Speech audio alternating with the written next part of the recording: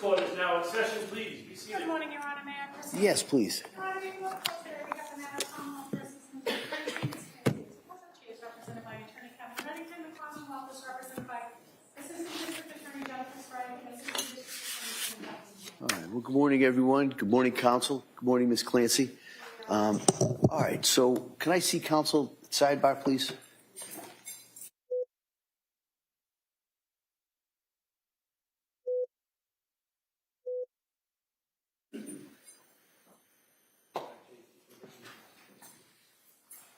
All right.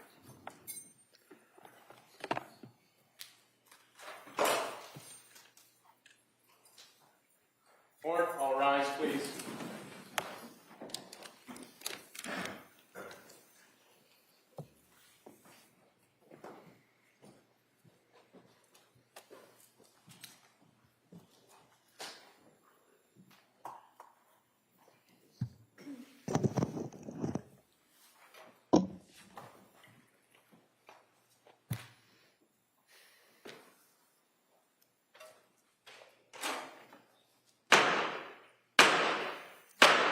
Hey. All persons having anything to do before the Honorable William Sullivan, Justice of the Superior Court, now sitting in Plymouth, within and for the Commonwealth. Draw near, give your attendance, and you shall be heard. God save the Commonwealth of Massachusetts. This court is now in session. Please be seated. Good morning, Your Honor. May I proceed? Please. Your Honor, before we go today, we have a continuation of the jury trial in the matter of Commonwealth versus Lindsay Clancy. Ms. Clancy is present. She is represented by Attorney Kevin Reddington. The Commonwealth is represented by Assistant District Attorney Jennifer Sprague and Assistant District Attorney Shannon Hopkins. Well, good morning, everyone. What we're going to do is, I was looking for my little cheat sheet about the questions. I thought you could probably say them along with me at this point, but let me ask them just to make sure everybody's able to follow those instructions. So has any member of the jury read, seen, heard, or overheard anything from any source that would affect your ability to be a fair and impartial juror? Next question, is there any other serious matter or concern bearing on your service as a juror? In this case, anybody needs to bring to my attention? Again, as always, thank you for following those instructions. Now, what the schedule for today is that I would expect a longer day, all right, similar to some of the days we had earlier this week. So what we're going to do is we're going to return to the defendant who's going to call their next witness, and that witness is going to be testifying by Zoom or over the monitors that you're going to have here. Just there was an earlier witness, I think, who had also testified that way. And so the delay we had coming in here was just setting that up. It should be all set. They kept me away from all the technology, so I think it should be working pretty well. And then at that point, we'll see what we'll deal with after this witness, and then we'll go on from there. Okay? All right. Thank you. Mr. Reddington? Judge. I don't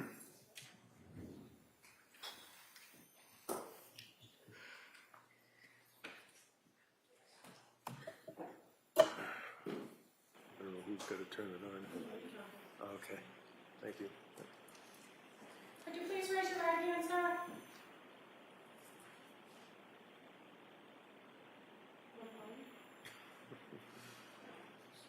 Would you please raise your right hand, sir?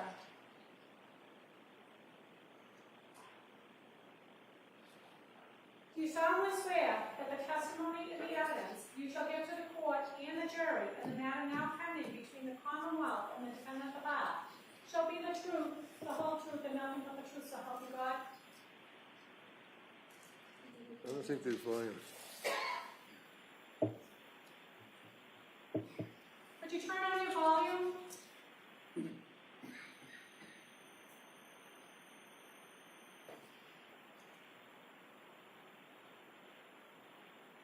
You're muted.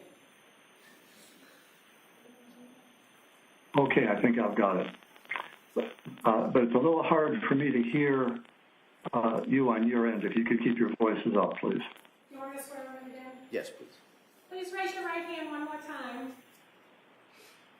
You solemnly swear that the testimony and the evidence you shall give to the court and the jury in the matter now pending between the Commonwealth and the defendant at the bar shall be the whole, the truth, the whole truth, and nothing but the truth, so help you God?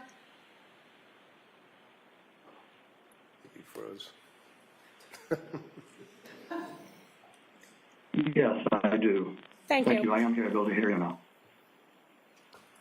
All right, give it a try. All right, counsel? Good morning, doctor. Will you tell us your name in a loud voice so that we can all hear you and spell it for the record? Philip Resnick, Phillipresnick.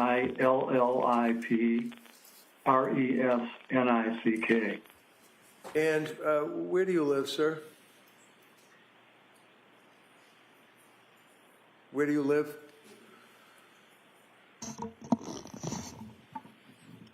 Can you hear me? You froze up. I can hear you now. Okay. Where do you live? I live in the Cleveland, Ohio area. So this is a delay. Like if I ask a question, there's like a 2 or 3 second delay for your answer. So that's a little difficult, but we'll try to get through it. Can you tell us what you do for work, sir? Yes, I'm a forensic psychiatrist. And first off, the reason that you are not appearing here today in court, is that because you have had recent unexpected major surgery regarding an illness, and as of last week, you've now been released from the hospital and you're at home? I was discharged from the hospital Tuesday night, and there was a recommendation that I not fly for the next few days. Okay, so you did intend and had tickets to come here and testify, but obviously the court has accommodated us with a Zoom. Yes. Okay. Have you worked on this case with Lindsay Clancy at my request, sir? Yes, I have. Okay.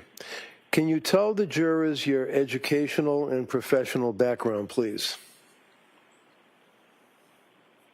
Yes, I have a bachelor's degree in psychology from Case Western Reserve University.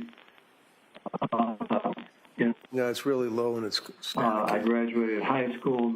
Hold up for a second. We're having technical difficulties. Can I see counsel here at the side, please?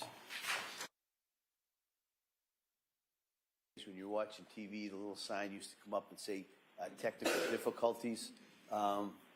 That's where we are. So what we're going to do is we're going to take a short break and have people who know more about this than I do to kind of readdress this, all right, to see if we can have a smoother presentation so you're able to follow and listen to the testimony without kind of being broken up and choppy. All right, so I'm going to ask you, well, I hope it's a short break, but that's the goal, is to get this in a manner that is easier for you to hear and absorb this information. So we're going to take a short break, I hope, and we'll see you in a couple of minutes. All right, thank you. All rise, please. Jurors exiting.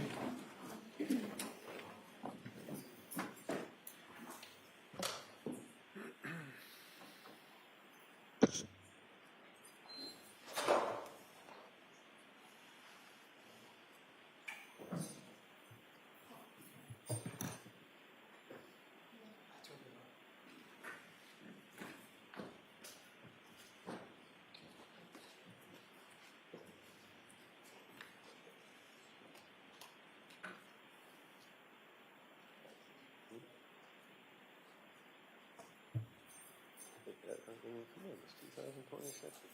What is this? Zoom. All right. No, it's just. All right, so we'll be in a short recess.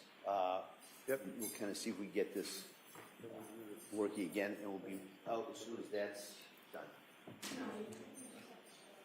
Court, all rise.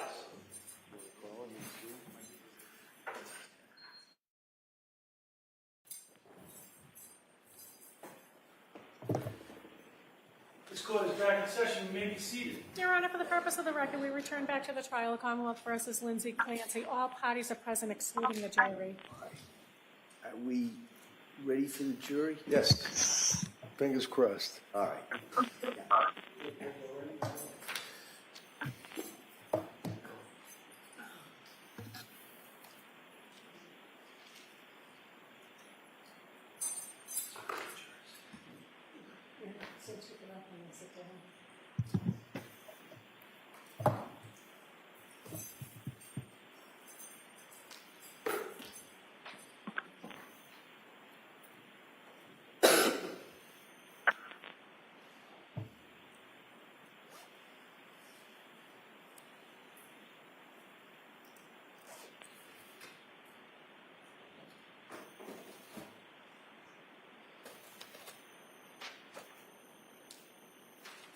I'm leaving.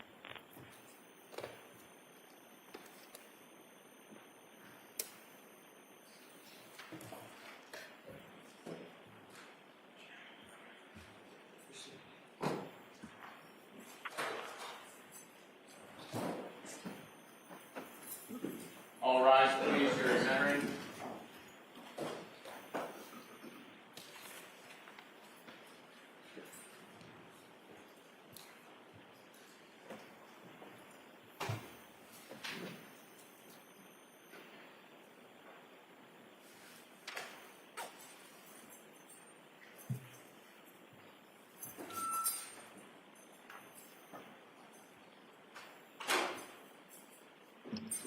Court is back in session. You may be seated. Your Honor, for the purpose of the record, we return back to the trial of Commonwealth versus Lindsay Clancy. All parties are present, including the defendant and including the 18 jurors. Thank you, Madam Clerk. Members of the jury, we're going to give it another go. All right? All right. Go ahead. Okay, thank you.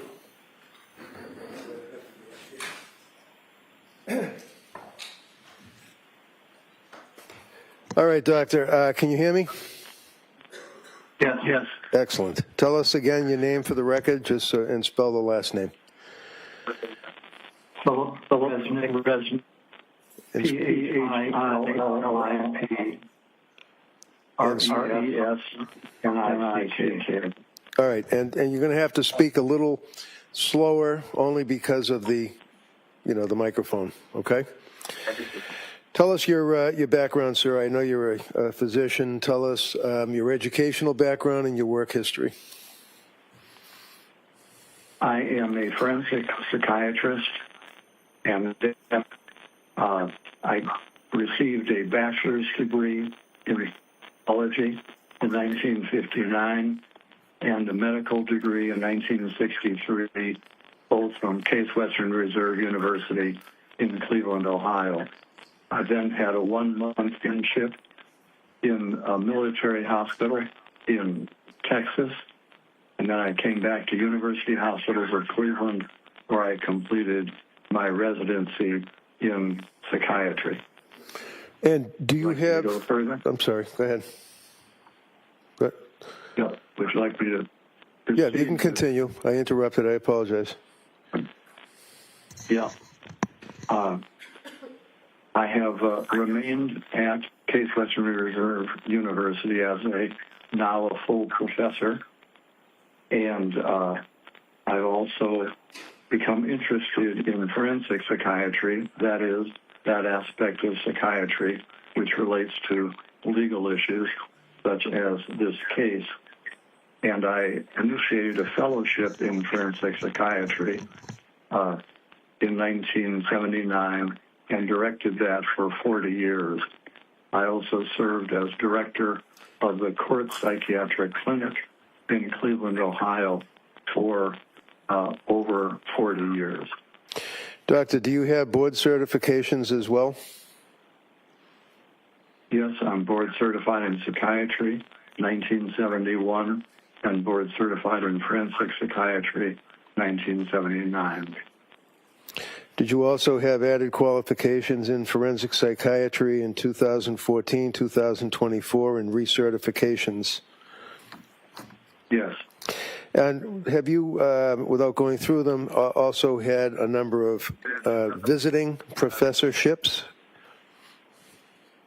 Yes, I've had about 14 visiting professorships. Now, Doctor, this case involves what I guess is referred to as filicide, F-I-L-L-I-C-I-D-E, I believe. Did I spell that right? Single L. Single L, okay. Can you tell the jurors what that means? Now, filicide is a parent killing a child, and it is a relatively infrequent phenomenon that occurs in the United States somewhere between 400 and 500 times a year. And Doctor, is it fair to say that you have, at least in the country, if not outside the country, the most experience in working on filicide cases? I believe that's true. I have been personally involved in, I'd estimate about 80 cases where I was asked to evaluate mothers and fathers who had killed their children. And a question that I have, Doctor, is have you had occasion to work on cases that found themselves in court where you gave testimony either for the government or for the defense? Yes, I have. Let me just go through, if I can. So let me just go through so we can cut to the chase. Did you work as an expert on the case of Jeffrey Dahmer? Yes, I consulted to the prosecution in that case. Did you also work on the case of what is referred to as the Unabomber, a fellow by the name of Kaczynski? Yes, I was also a consultant to the government on that case. Did you also find yourself consulting on the matter of, in Florida, the Commonwealth versus or the state versus Casey Anthony? I was a consultant to the defense in that case, but I could not be helpful. Did you also work on the matter of Andrea Yates? Yes, I testified for the defense in both of her trials. Did you also work on the case of what is known as the Aurora movie theater shooting? Yes, I was a consultant to the prosecutor in that case. Did you also work on the case involving the Oklahoma City bombing courthouse? Yes. Again, I was employed by the government in that case. And in addition to those cases, did you also, in your practice, consult with the defense as well as the prosecution on a number of homicide cases, many of which involve filicide? Yes, I have. All right. In the course of this case, sir, did I reach out to you and ask if you would assist me in evaluating Lindsay Clancy? Yes, you did. And can you tell the jurors when and for how long you would actually interview, whether it would be Lindsay, whether it would be third-party contacts? Just give us an idea as to how you evaluated her. Yes, about 4 months after the crime, I did a personal evaluation of Lindsay and her parents to gain information, and I spent 3 hours interviewing her on that date. And how long did you spend interviewing third-party contacts of her parents?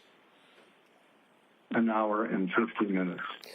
And this would be in May of 2023? That's right. Where did the interview take place? The interview took place at Duxbury Hospital. Would that be, is that a hospital facility that's a mental institution in the city of Tewksbury? Tewksbury, yes. And Lindsay actually came and was living in Duxbury at the time of the incident. Is that correct? That's correct. All right. So can you describe for us, without getting into any statements that she made to you, tell us about the circumstances. How did she appear to you physically, and how was she able to answer your questions? Just tell us what her appearance was, her mood. Yes. Well, first of all, at the time of course, she had suffered major injury and was paralyzed, so that was the setting. So during the examination, she did not have control of the lower part of her body. During the interview, she appeared somewhat matter-of-fact, but at the time she was still grieving. The nurses told me that she was crying daily about the loss of her 3 children, and she was also medicated at that time. She was fully cooperative and gave me a detailed account of her recollections of the critical events.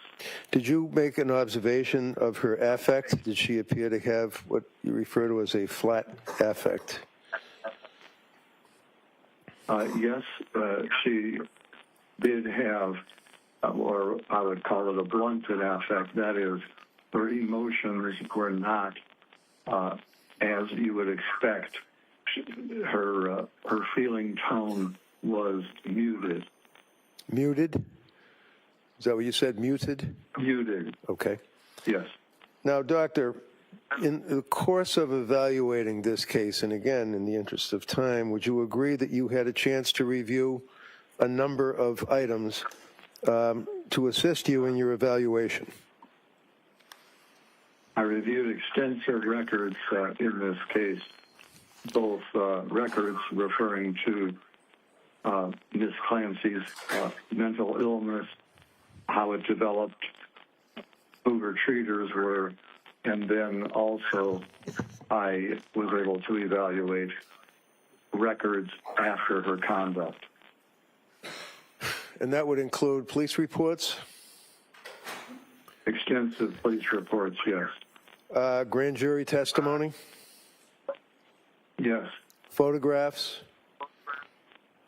yes, videos, yes, medical records from healthcare providers such as Dr. Tufts, nurse practitioner Gelada, and McLean Hospital. yes, Were you aware that she had also contacted suicide hotlines and went to a facility in Rhode Island, Women and Infants?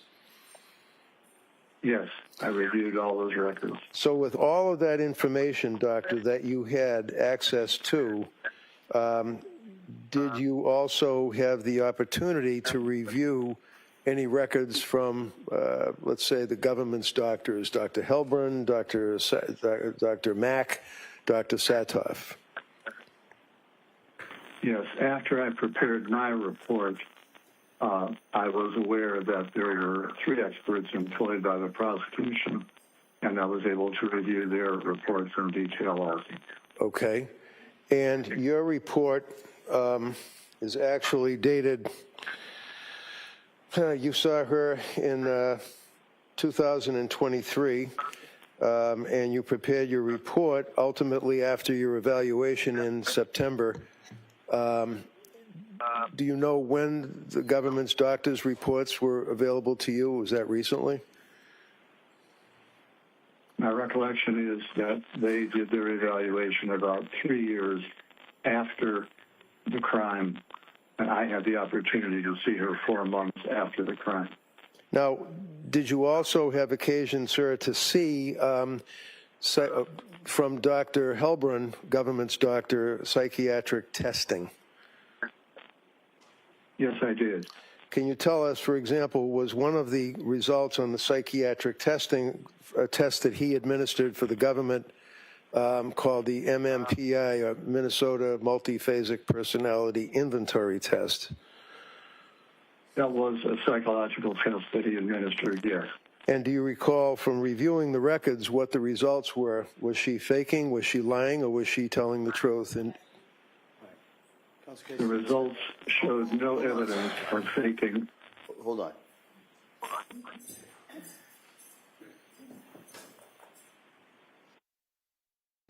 I had asked you if you were aware that government's Dr. Helbrun had administered the MMPI test and came to a conclusion as to whether or not Lindsay was telling the truth, faking, or exaggerating symptoms. And you relied on that test as a portion of your opinion. Is that right? Yes, I did. Can you tell the jurors what the results of that test were, to your knowledge? In summary, the results were that Lindsay Clancy had a tendency to minimize and did not have a tendency to exaggerate what she was saying and her own symptoms. Did it also indicate that she was not, I think the terminology is faking or lying in her answers, but in fact was being truthful as best she could be? Yes, although the test is a little more specific about symptoms rather than lying or not lying, but it did not suggest any evidence of faking symptoms. Okay, and I'm sorry, that broke up. It did not suggest any evidence of what? No evidence of faking psychiatric symptoms. And then finally, one of the scales in that test is referred to as the K, I think from the books, the K scale or the lie scale. Is that correct? Yes, that was not elevated. Not elevated. Okay. Now, doctor, in your experience, do you have any particular subspecialty or interest in the concept of people that are malingering or faking in the forensic world? In other words, if it's a criminal case, if it's a workman's comp case where somebody's pretending their back hurts, things of that nature. Have you focused on that as a subspecialty or interest in your career? That has been a major interest. I've actually written 46 articles or book chapters in this area. The first was 1984, and over the course of that, of course, new research comes out. So when you write a new edition of a book chapter, it would incorporate new material. So even though the chapter may go through 5 editions in a particular book, they're up to date, and the ones which were written earlier would no longer be the best basis for forming an opinion. Now, for example, when you reviewed Dr. Helbrin's report for the government, did he refer to your articles? He did refer to my research, yes. And was that updated research or was it old research that he referenced? He referenced older research. So can you tell us, Doctor, when you consider let me start over again. When you reviewed Lindsay's medical records, you also reviewed the psychopharmacology, in other words, the medications that Dr. Tufts and Gelada and all of these other doctors had prescribed to her during that period of time? Yes, I did. And have in mind your interview, the time that you spent with her directly reviewing all of the documents, all of the medical records, everything that we've talked about. And you're also aware from her, not specifically what she said to you, but you're aware of the circumstances from her recollection as to the killings that she told you. Is that correct? Yes, as well as the journal she kept and other evidence of her thinking and symptoms as the time approached for the crime on January 24th, 2023. Okay, and you were also aware of her access to her cell phone, doing Google searches and looking up medications during that period of October, November, December, and January. You're aware of that, correct? Yes. Okay, and can you tell the jurors, in your opinion, sir, with your years of experience in the issue of filicide, working for just the government on a number of cases and the defense, and your evaluation of Lindsay, can you tell this jury your opinion as to whether or not at the time of the killings that she was suffering from a disease or defect that impaired her ability to substantially appreciate and or conform her conduct to the requirements of the law. Well, sure. Let me begin with the issue of whether she had a mental disease or a defect. Ms. Clancy had a severe depression. There is a book called the DSM, or Diagnostic Manual, prepared by the American Psychiatric Association, which lists criteria for various diseases. So in the diagnostic manual, for example, one needs to have 5 out of 9 symptoms to make a diagnosis of major depression. And Ms. Clancy, as she approached the date of the crime, actually had 7 of the 9 symptoms and was severely depressed. So that, in addition to that, she had some earlier evidence of what's called a mild mania, and that fits together in what's called bipolar 2. So in other words, it's a type of bipolar illness where there is more frank depression, severe depression, but the manic aspects are not as severe. So my final diagnosis of her was called bipolar 2 with a severe depression on January 24, 2023. And from reading the reports of all the experts that will be testifying, no one failed to diagnose a major mental disease on the day of the crime. Now, Doctor, in the course of that diagnosis, have you considered the concept of postpartum depression and or postpartum psychosis? Yes. And can you tell the jurors how that... First of all, I'm sorry. Can you tell the jurors how that factors into your diagnosis and opinion?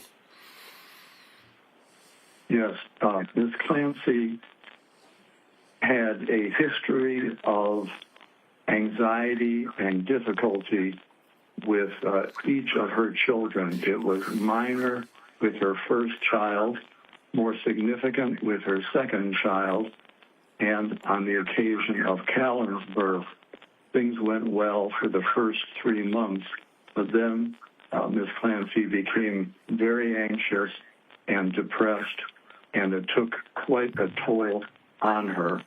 And I believe the jury has heard from various treaters, such as Dr. Tufts and Nurse Delata and others, and her own anguish about how depressed she was, where she actually felt she couldn't function, her brain was damaged, she would never be the same. So she definitely met the definition of a major depression as well as this bipolar phenomenon.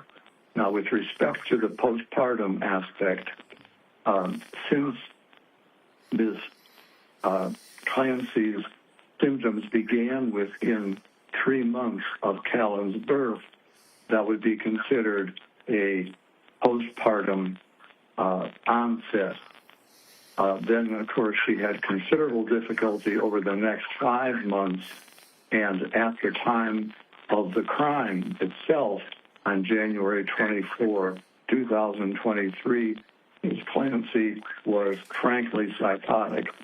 So in that sense, she had a postpartum psychosis. It's actually not frequent to have a postpartum psychosis 8 months after a birth, but it does occasionally occur. And so what I can say is whether it is the classic postpartum psychosis or not, with the postpartum onset and frank psychosis on the day of the killing, I would label that a postpartum psychosis in the sense that it was a postpartum onset, and she was clearly psychotic on that day. And Doctor, when a person is psychotic or involved in having a psychosis, in your opinion, are they able to appear normal, quote unquote, communicate with people, drive a car, things of that nature? Well, let me say there that Ms. Clancy herself did her best to not reveal the extent of her depression. She was frank with members of her own family. Her sister, her mother-in-law were aware of how anguished and depressed she was. But with more casual friends, she tended not to show the extent of her depression. I'm not suggesting that she was, although psychosis can indeed wax and wane, for example, on the day of her crime, I'm not suggesting that she was frankly psychotic every minute. She was functioning. In fact, she said she was having a better day than other days, and she actually went out and made a snowman with the kids, took Cora to a doctor for the 5th birthday checkup, and was functioning at a level that was not frankly psychotic until she had a command hallucination while her husband, Patrick, was out doing a couple of chores. And can you tell us, Doctor, what, in your opinion, what a command hallucination is and how it fits, if you will, in a diagnosis of psychosis? Yes. If we take, first of all, a hallucination is simply hearing a voice, and the voice can be benign or it can be more malignant. So a voice may just simply say, open a window. About 1/3 of voices are called command hallucinations. That is an instruction to do something. And the majority of those commands are benign. So it might be open a window, get a glass of water. It might be something much more ominous, such as to kill oneself or harm someone else. Those are dangerous command hallucinations.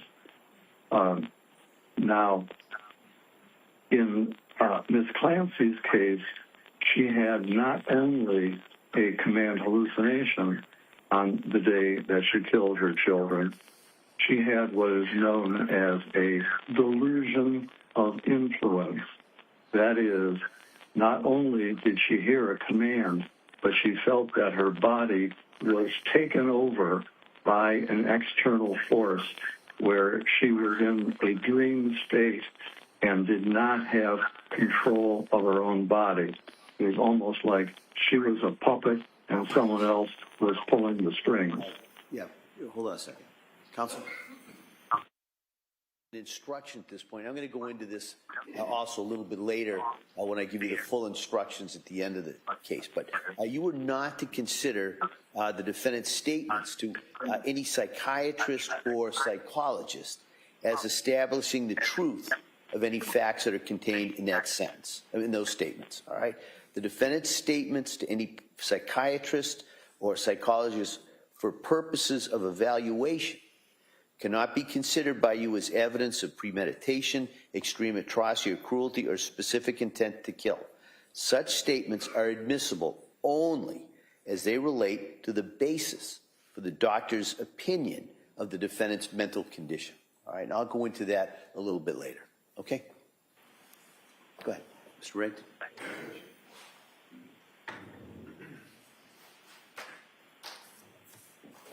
So, Doctor, to conclude, would you relate your opinion as it relates to the standard of a person being lacking criminal responsibility at the time of the commission of a crime in the Commonwealth of Massachusetts?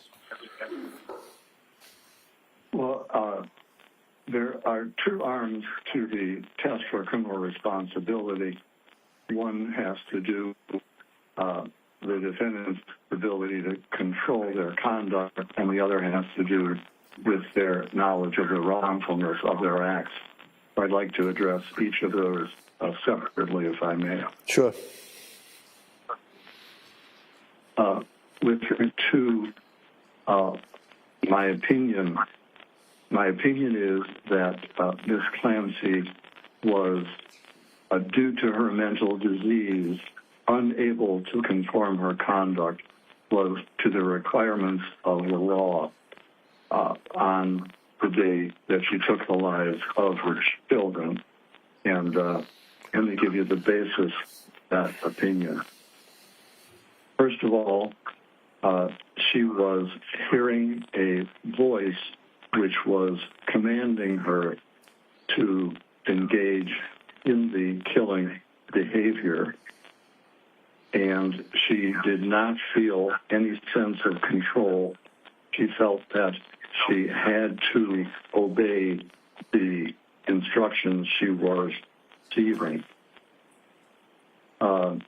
It was a matter where she was just following the command rather than being able to make any decision to do it or not.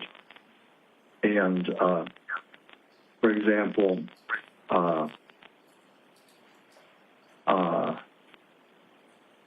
I asked Ms. Clancy. No, you can't say what you talked. Doctor, you can't. You cannot say what she told you. All right. Okay. All right. I will not do that. Let me just make sure I'm covering other aspects of this. The second evidence that she was lacking control is the fact that she made a severe suicide attempt, also based on the command hallucination that she heard that day, so that she not only cut her throat and jumped out of a window, she very much wanted to die. Now, in my research on women who kill their children, I've divided the motives into 5 categories, and I want to look at how Ms. Clancy did to those motives. So tell us the 5 categories. Yeah, the 5 categories are: first, altruistic filicide. What does that mean? What does that mean, altruistic filicide? Altruistic filicide occurs when a murder is committed out of love rather than hostility. It is an effort on a mother's part to do what is best for the child. They may believe the child is, they may have a delusional belief the child is about to be tortured in their delusional mind, and they take their life in doing what they believe is in the best interest of the children based on their delusional idea. Altruistic filicide also occurs when a mother may plan to take her own life, and in her psychotic thinking and severe depression, it is distorted, and she may believe that the child will be worse off if she remains alive. So, for example, in Ms. Clancy's case, she believed that, as the jury has already heard, she was obsessional about caring for her children. She consulted with others at work to try and do exactly what was right for her children, and she believed that if Ms. Clancy took her own life, her children would be in terrible shape, and in her mind, she believed that she would be doing her children a favor by having them go to heaven with her rather than remain on earth without her doing the mothering. Her mind was sort of distorted like that. Okay. So if you could just tell us the other titles of the other 4 types that you were referred to. Just tell it without getting into detail if they don't apply to Ms. Clancy. All right. The second category does apply to Ms. Clancy, and that is called acutely psychotic filicide. Okay. And this occurs when someone is frankly psychotic. They may have delusions or hallucinations. They're out of touch with reality, and rather than having any rational motive, they're simply acting on their psychotic beliefs. So those 2 both apply to Ms. Clancy. The other 3... Okay, go ahead. I'm sorry. Go ahead. No, that's right. Just give us the other 3, the captions of them. The other 3 which do not apply, one is called child maltreatment, in which a parent may shake the child to death or throw a child against a wall in an abusive manner. The next category is unwanted child, where someone, just for their convenience, the child is a burden, and they kill the child for that motive. And the final motive is spouse revenge filicide. That is, someone hates their spouse so much that they're willing to sacrifice the child as a way to punish the spouse. And the 3 latter categories clearly do not apply to Ms. Clancy. She loved her husband, respected her husband, had a good marriage. She never spanked or ever abused her child, and all of her children were wanted. In fact, she planned to have a 4th child. So those 3 categories clearly do not apply. If I can explain how the 2 categories did apply, I've already mentioned that Ms. Clancy believed that a distorted belief that her children would just be miserable, and she could not imagine them continuing to exist and have a decent life without her being there as a mother. And so in that sense, she did what she believed was morally right, even though she understood that ordinarily killing a child is against the law. She believed that she was doing what was right for her children with her distorted psychotic thinking about the children's need for her. And then with respect to the second category of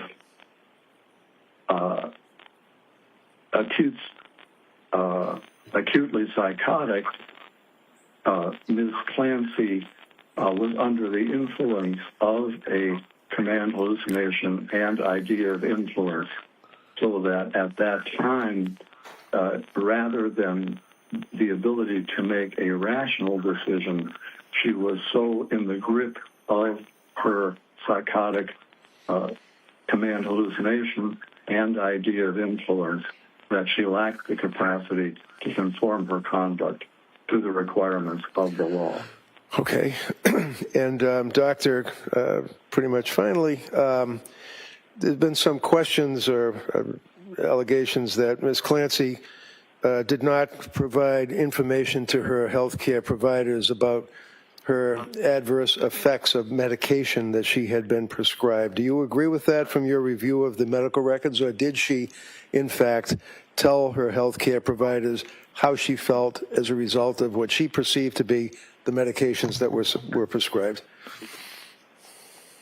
It's my opinion with reasonable medical certainty that Ms. Clancy was actually a more sophisticated patient than most, and she was forthcoming in conveying her symptoms.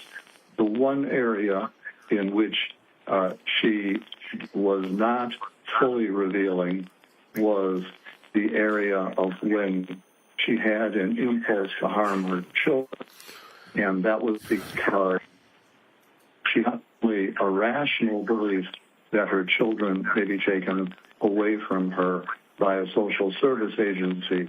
She had an irrational belief that if she even entered a medical hospital, that her children would be taken away. So that is the one area in which she was not fully forthcoming. Now, doctor, in your experience, do you find that many women that are caretakers of children postpartum, after the child is born, that are having these intrusive thoughts and having these dark thoughts are in fact afraid of reporting them because of that very reason that you're talking about? Sustained. Yes, as a All matter right, no, of fact. you can't answer that. Phrase that. Okay.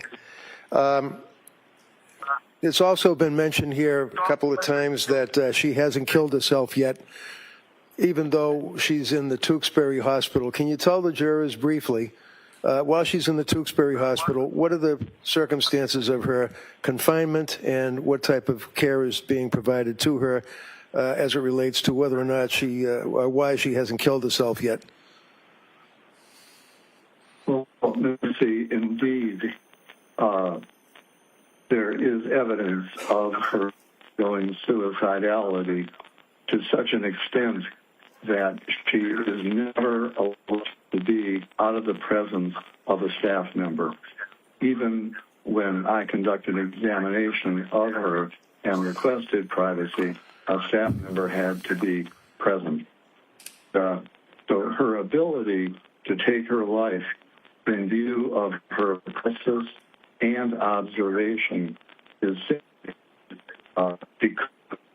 and she recognizes that, so that the reality is, no matter she does not want to live at any point, she has no choice but first to live at this time. Thank you very much, Doctor. You have to answer some questions from the DA. Your Honor, at this point, I would like to, because I'm looking at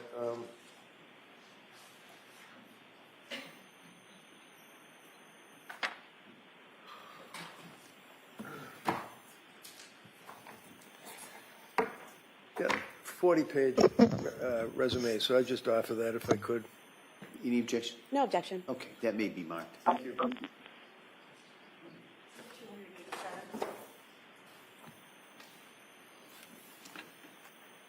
If I may? Yes, please. Go. Good morning, Dr. Resnick. Good morning. In addition to the evaluations that you do, is it true that you've also taught some courses to other forensic psychiatrists and psychologists about how to testify in cases like these? Yes, I have. And you teach them how to answer questions and how to dress and how to appear believable and trustworthy, correct? That's correct.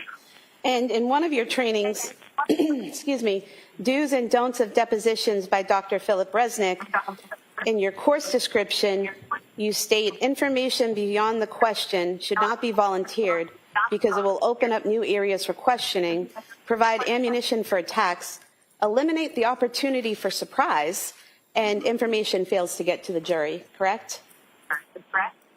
That's correct. So you teach other psychologists how to hold back information in the discovery process to surprise the other side. No, that's not it. And I'm not excited. Now, a woman who kills her child can have more than one motive, correct? Yes. And actually, the most common motive for women who kill their children is fatal maltreatment or child abuse, correct? That's correct. And in fact, most women who kill their kids don't do it due to mental illness, correct? That's correct. And in fact, there's a quote from you in an article, Child Murdered by Mothers, Patterns and Prevention, where you say, quote, more filicides occur due to fatal maltreatment than because of maternal psychiatric illness, correct? Correct. You also have written about parents having significant emotional devastation after killing their children, correct? Yes. And in fact, you've written in, it's a chapter 6 of family murder, child murder by parents, in the aftermath section, you've written, quote, "These life events are likely to prolong the parent's depression. The anniversary of the children's deaths and exposure to things that remind the parent of it are likely to be upsetting," correct? Yes. Things like birthdays and holidays and the anniversary of the killings would all be something that would be upsetting, correct? They sometimes are, yes. Now, you've written a lot about malingered psychosis, correct? Yes. And malingering psychosis, you can have a mental illness and your malingering could be exaggerating those symptoms or saying you have psychosis symptoms when you don't, correct? That's correct. And one of the things that you have written, and there's an article that you wrote called Faking It, you've written in here, quote, "Command auditory hallucinations are easy to fabricate. Persons experiencing genuine command hallucinations do not always obey the voices, especially if doing so would be dangerous," correct? That's correct. You've also given some points to other practitioners. If you, quote, "If you suspect a person of malingered auditory hallucination, ask what he or she does to make the voices go away or diminish in intensity," correct? Yes. Because typically someone who hears a voice telling them to do something horrible like kill their child will try to resist that voice initially, correct? That there's variability. Some do and some don't. And in fact, the case you mentioned earlier, Andrea Yates, Miss Yates, in fact, committed herself to a hospital 5 times and tried to kill herself twice, all while trying to not kill her children, correct?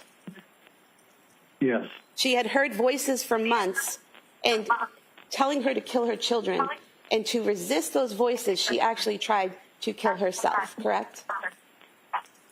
Until she could no longer resist the voices, yes. Right. But she tried. Right, as did Ms. Clancy. Well, according to the records and reports that we have that are in evidence, Ms. Clancy heard the voice and immediately acted, correct? According to those records? Well, Is that correct? Well, Ms. Clancy had impulses to harm her children, which she did resist until the command hallucination when she was overwhelmed, yes. But according to the records and the testimony that we've had, she had an impulse in December one time to harm her children, correct? I believe it was on 2 occasions that she mentioned it to her husband. And then never again after that until her kids were killed, correct? There were only 2 occasions she mentioned it, but she referred to having these horrible impulses, so that suggests to me she was dealing with it on an ongoing basis, although she mentioned it only twice to her husband. But she never said she had thoughts to kill her children. She said she had thoughts to harm her children, correct? Yes, but actually, I think it's clear that to harm her children was to kill her children.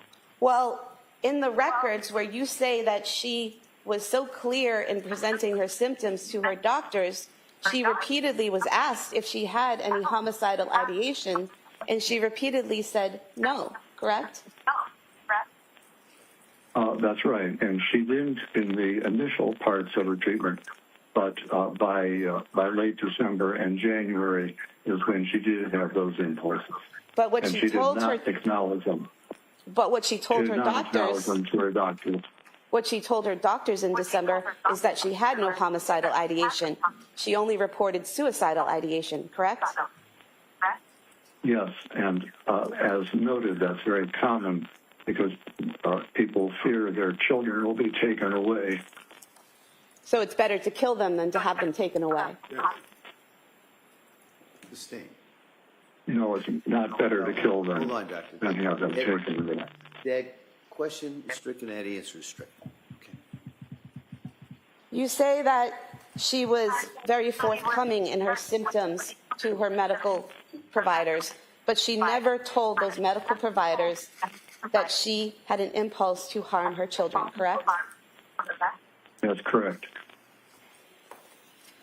You also, in teaching people about malingering, about faking hearing voices or being psychotic, you give pointers of what people should look for, such as patient uses no strategies to diminish hallucinations. Patient states he obeys all commands, correct? Yes.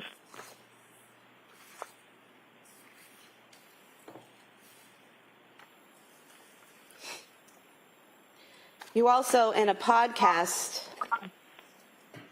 evidence entitled Identifying Malingering with Dr. Philip Resnick, you were asked about malingering, and you said, and asked about hearing voices, and you said, quote, so a common example I'll use in teaching is if you hear a voice out of the blue that says, kill your mother, your moral fiber would cause you to hesitate.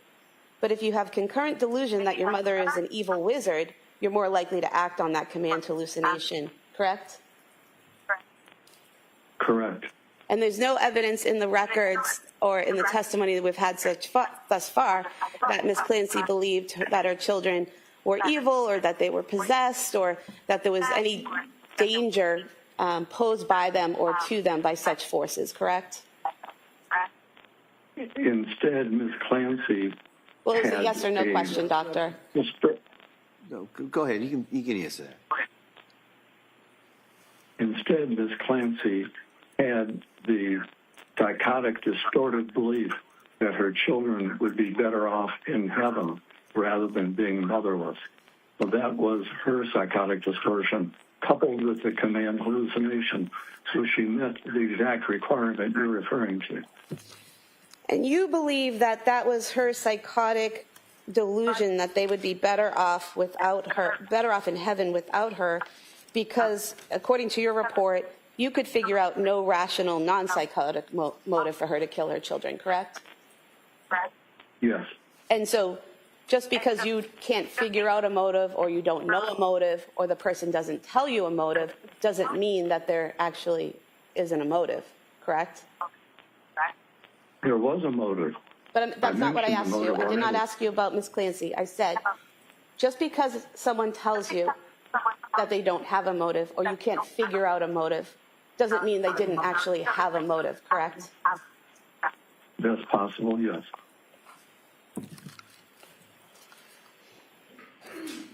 You also state in another article identifying malingering with Dr. Philip Resnick, you point out that the rapid resolution of symptoms with medication can be a red flag, as genuine psychotic symptoms usually take longer to subside, correct?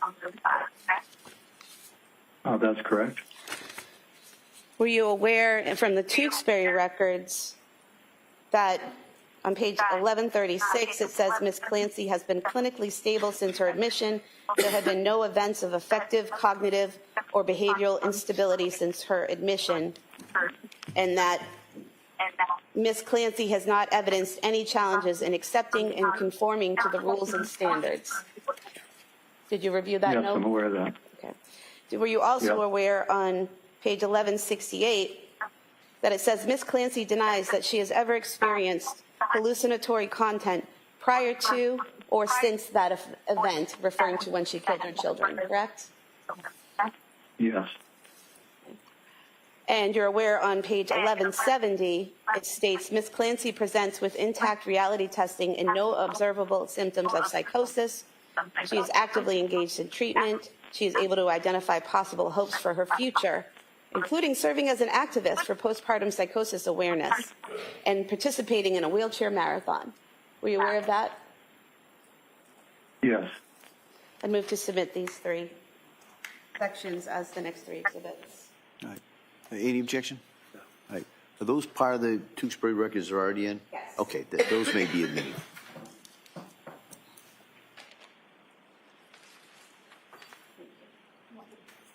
Yes,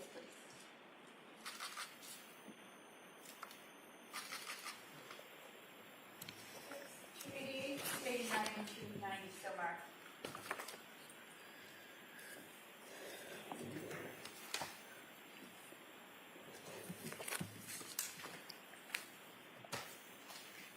Doctor, you mentioned that when you interviewed Ms. Clancy, you spoke to some nurses who told you she had been crying every day, correct? Yes. Are you aware that in the Tewksbury records, in the one-to-one notes of people who watched her every minute of every day, there's no record of her crying every day? Well, when I saw her at 4 months, I'm not sure, was she already, how long had she been at Tewksbury? Well, I'm not aware of that note, but my recollection is that she was observed crying. But there's no record of her crying at Tewksbury every day, correct? I have no knowledge of it. And you mentioned that during the interview, not getting into anything that she said, but her affect, her expressions, her emotions, you said that they were flat and blunted, correct? Yes. Do you remember the portions of the video where she smiled and laughed? Are you talking about the video of my interview? What was that? Are you talking about the videotape of my interview with her? Yes. Yes, at the end of the video, do you recall her smiling and laughing? So does that open up the video? This is affect and behavior. That's an issue we could talk about over here, and probably something best raised on cross. Okay. I mean, on redirect, I'm sorry.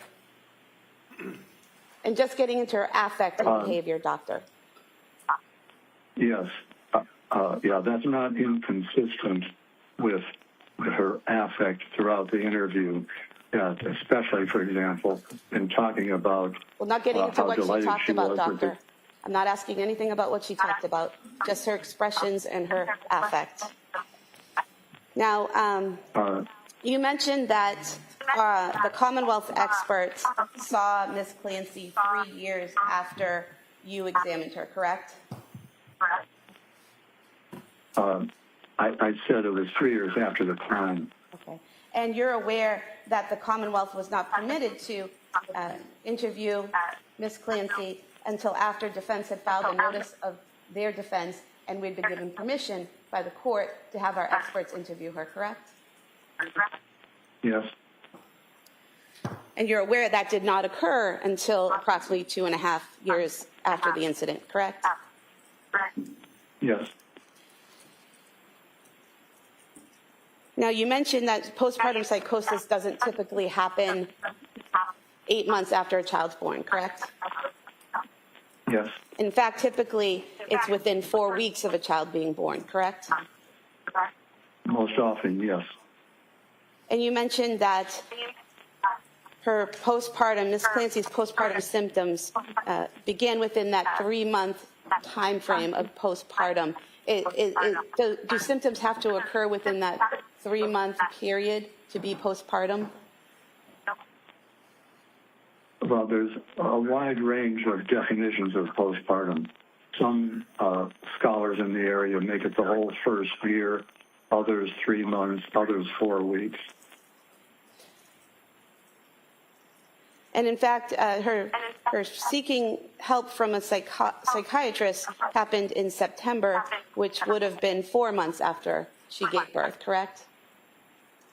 Correct.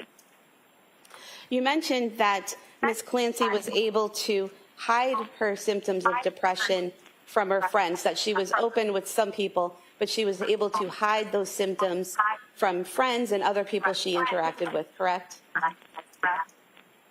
Yes, hide the depth of her depression.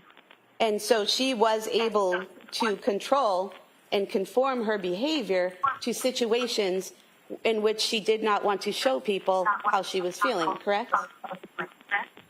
Sure, very common.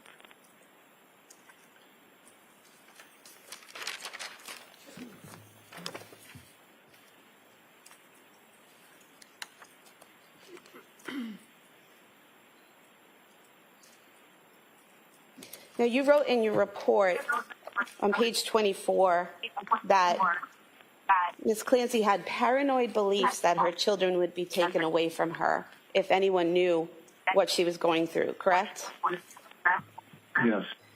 But that's actually a rational belief, is it not, that if someone knows you want to harm your children, they might be taken away? It can be rational, but it was more, it approached irrational in her case rather than rational.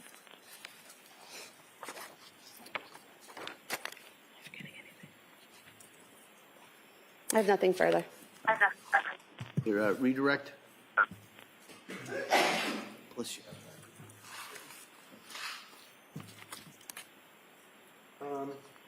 No, thank you, Doctor.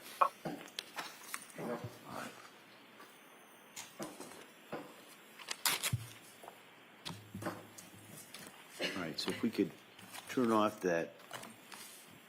Thank you, Doctor. Thank you.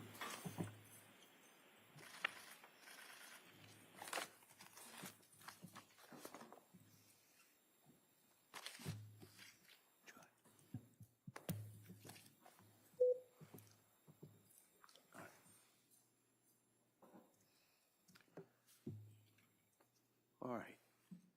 Reagan. Your Honor, Lindsay Clancy rests her case. All right.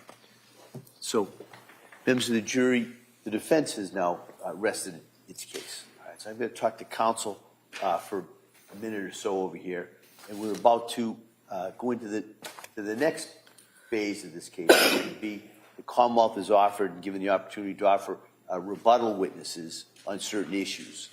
And so I'm going to talk to counsel first, and I'll inquire of the Commonwealth if they wish to offer these rebuttal witnesses. Okay? So, counsel, can I see it sidebar?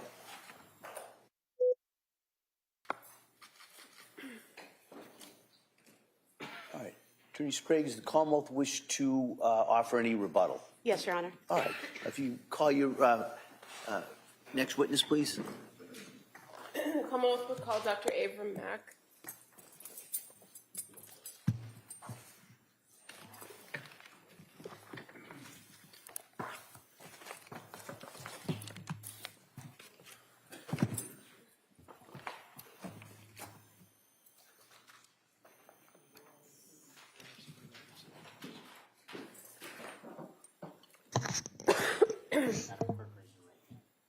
Good morning. Do you solemnly swear that the testimony and the evidence you shall give to the court and the jury will be nothing between you and the shall be the truth, the whole truth, and nothing but the truth? Thank you. You may have a seat, sir. All right. Good morning, Doctor. Morning. All right. I just ask you to keep your voice up so the jury can hear you. And with that, Attorney Buckingham, please. Thank you. Good morning, sir. Good morning. Could you please tell the jurors your first and last name? Avram Mack. And would you spell your name for the record, please? Avram is spelled A, V like Victor, R like Robert, A like Apple, M like Mary. And I'm just going to ask you to speak in a loud, clear voice. And if you need to kind of push closer to the microphone, that might help. I will. Thank you. What do you do for work, sir? I'm a psychiatrist. And how long have you been a psychiatrist? After training, I've been a psychiatrist for 22 years now. Can you tell us a little bit about your educational background? Sure. I went to the University of Michigan College, Cornell University for medical school. I was here at the Brigham for residency in psychiatry. And then that was followed by a fellowship in child psychiatry at Columbia University and a one-year fellowship in forensic psychiatry at New York University. And what do you do now? What's your area of practice now? I'm a psychiatrist. For all these 22 years, I've been serving in a lot of different roles. Currently, I'm a professor of psychiatry at Thomas Jefferson University in Philadelphia, and I see patients at a child hospital called Nemours. And so you, in your current practice, have a clinical practice, and you also do forensic psychiatry. Is that correct? That's correct. And do you have any board certifications? I do. And what are you board certified in?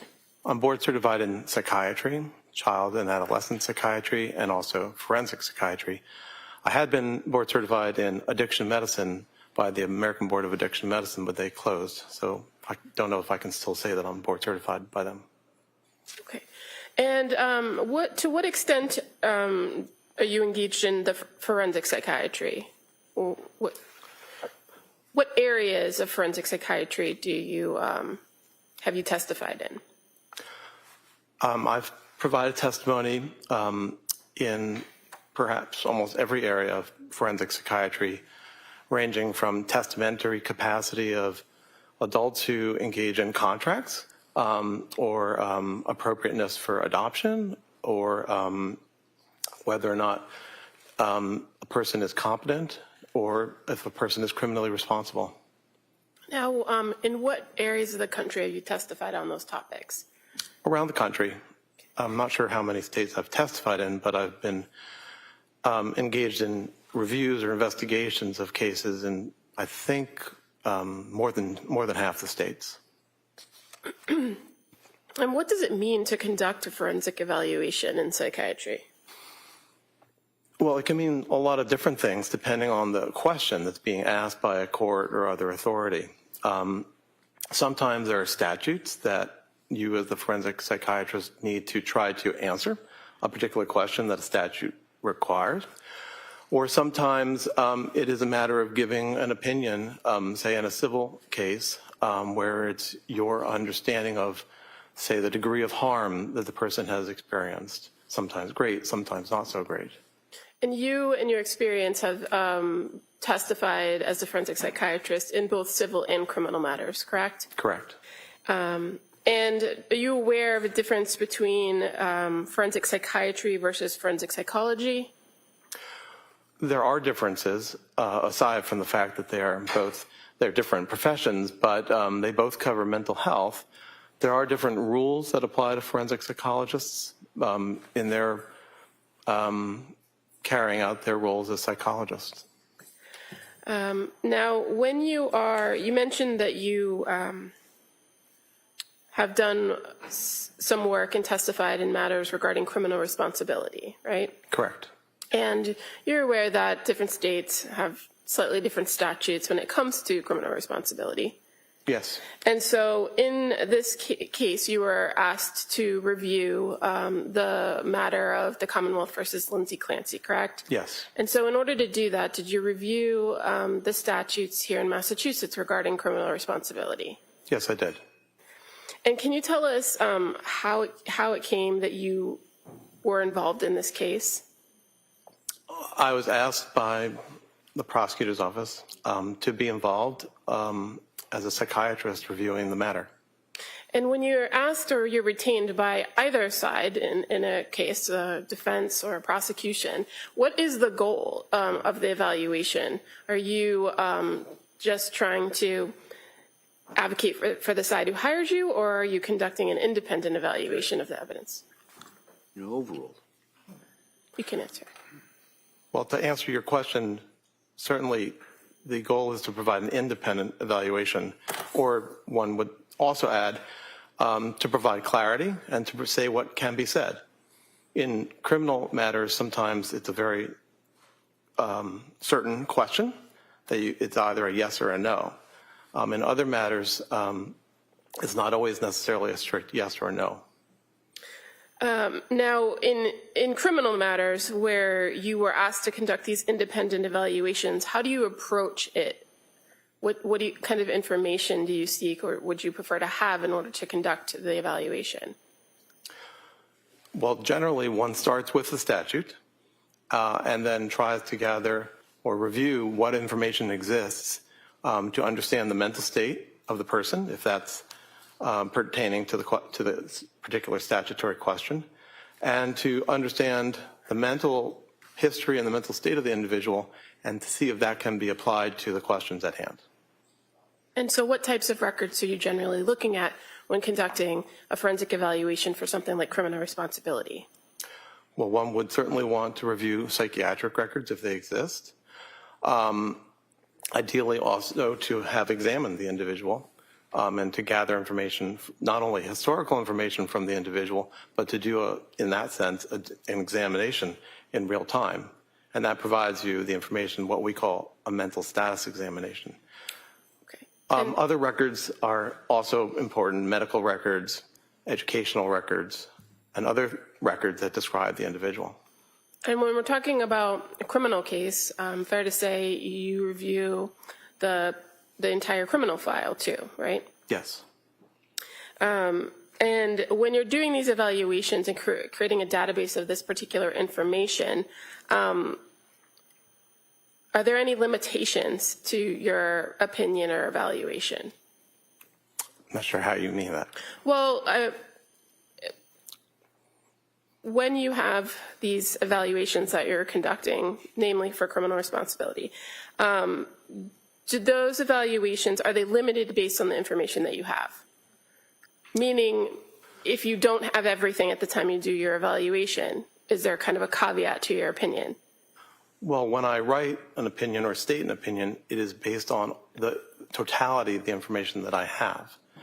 If additional information comes along, I am open to receiving that and integrating that into my understanding of the totality.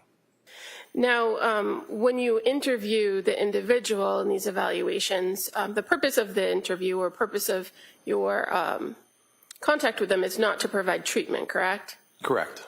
And the opinion that you reach ultimately is based on the defendant's mental state, correct? To the extent that impacts the question, yes. Okay. Well, when we're talking about criminal responsibility, you'd agree that's the kind of the central issue, is the person's mental state at the time of the alleged offense, correct? That's correct. Okay. So in Massachusetts here, with the question of criminal responsibility, are you aware of what the standard is? Yes. And what is it? Well, it uses particular language based on the common concept throughout the country called the McNaughton standard. And I could read to you the specifics of the language, but effectively it refers to two pieces. Well, actually starts with three. One is, did the person have a mental disorder at the time of the event? And then secondly, the two prongs speak to specifics about the mental state at the time. One being, and I would want to refer to the actual statute. Well, if we can, maybe we break that down for the jury. Yeah. So the first part of this for criminal responsibility is the question of, does the person suffer from a mental disease or defect, correct? Correct. Objection to the leading. Let's see if he knows. Yeah, if you just ask him. I can rephrase He's the aware, and question. if you want to refresh his memory, you can. Well, you've already testified the first part of the analysis, and I think you used the terminology mental disorder. Yes, I did. And you're aware that a mental disorder is a clinical term. Yes. I'm sorry, I didn't hear that. I apologize. What was that? A mental disorder is a clinical term. The terminology mental disease or defect, are you aware that's a legal term? Okay. Okay. Well, so when you are conducting evaluations for criminal responsibility. Is that an answer? Yes. Said, I'm okay. sorry. Yes. Yeah, all right. When you're conducting an evaluation for criminal responsibility and you're trying to determine whether a person suffers from a mental disease or defect, do you look to mental disorders to see if that meets criteria? I would evaluate if the person has ever had a psychiatric or a mental disorder. And what kinds of tools do you have available to you to do that? Well, there are two tools. One is gathering of historical information, and the other is the information you gather from actually seeing the person face to face. And as a psychiatrist, that's something you do in your clinical practice all the time, right? Correct. Because one of the main things you're going to do is look to try to diagnose an individual. Correct. And so how do you go about determining that if a person has a mental disorder? In psychiatry, we make diagnoses in a descriptive manner. we look to see ways in which the individual has symptoms or signs of mental disorders or mental defects or psychiatric disorders. So in particular, one will start with trying to gather as much information as possible about what are the things that bother the individual. That may be their mood, that might be things that they get anxious about, that may be abnormal movements that they make. And that will also be aligned with understanding their medical condition, any medications that they take, any substances that they use. There's an array of information, sets of information that one gathers in that portion where you ask questions. But effectively, you're asking questions about symptoms. And one is trying to understand not just symptoms, but the degree of impairment that symptoms might be causing an individual. Okay.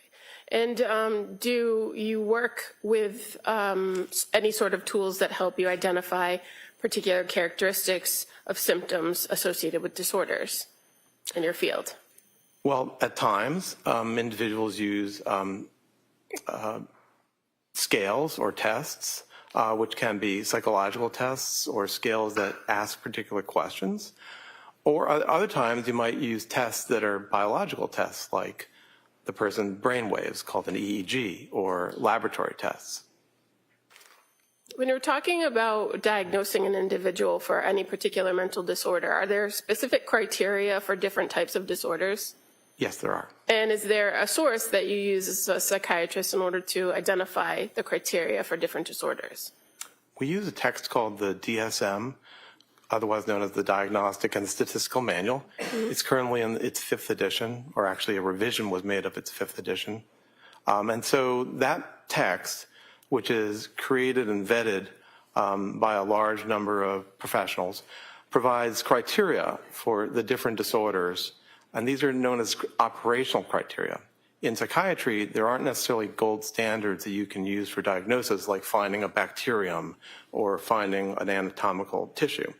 So for the last 60 years, 70 years, psychiatry has turned to agreed upon definitions that are listed in the DSM. Okay. And you said it's not the end-all be-all, right, of diagnosing. You use your training and experience as well, but it's a tool that you use. Well, it is they are the criteria that one uses to make the diagnosis. It is not a guidebook for how to gather that information. It's not a how-to, but it is the standard. Okay. So now going back to the legal standard here in Massachusetts, so one part is the disorder, right? And you said there's a second part. Right. So the second part are particular criteria about the person's state at the time of the event. So one of them is they both utilize the verb to have retained substantial capacity to know the act was wrong or against the law, and the other being retain substantial capacity to control or conform one's behaviors to the law. And so when you're talking about criminal responsibility here in Massachusetts, is it fair to say you're looking at the person's conduct and their condition at the time of the offense? That's right. And the information that you're gathering in this overall evaluation, getting history and kind of looking at the person as a whole, is that helpful to understand the person's diagnosis when you're being asked this particular question? Yes. But ultimately, you're rendering an opinion of the person at the time of the offense. That's correct. So in this particular case, you were provided a series of records and information regarding the defendant, Lindsay Clancy, correct? Yes. And can you just give us a general overview of the sources of information you had available to you? Generally speaking, there was the criminal file, as you mentioned before. And then in terms of medical or psychiatric records, there was the records from the hospital that she's at right now, the hospital that she was at right before, called Spalding, the hospital that she was at before that, which was Brigham and Women's. In addition, there was the medical records from outpatient treaters, and there was also the records from her admission to McLean Hospital. So overall, there were outpatient records, there were inpatient records. For the most part, those all correlated with her own care. Additionally, we received the pediatric records for some of the victims in this matter. And as I mentioned before, the criminal file. Okay. And in addition to the records related to the defendant herself, we also provided some other reports to review. I was. By other psychiatrists and psychologists? Yes. Now, you mentioned that one of the things that's useful in these evaluations is an interview with the person themselves, right? Yes. And did you engage in an interview with the defendant? I did. And when did that occur? I interviewed her on April 10th and April 12th of this year. And that's of this year in 2026? Correct. And what were your observations of her when you first met with her on April 10th? Can you describe her demeanor? Generally, she was friendly and cooperative.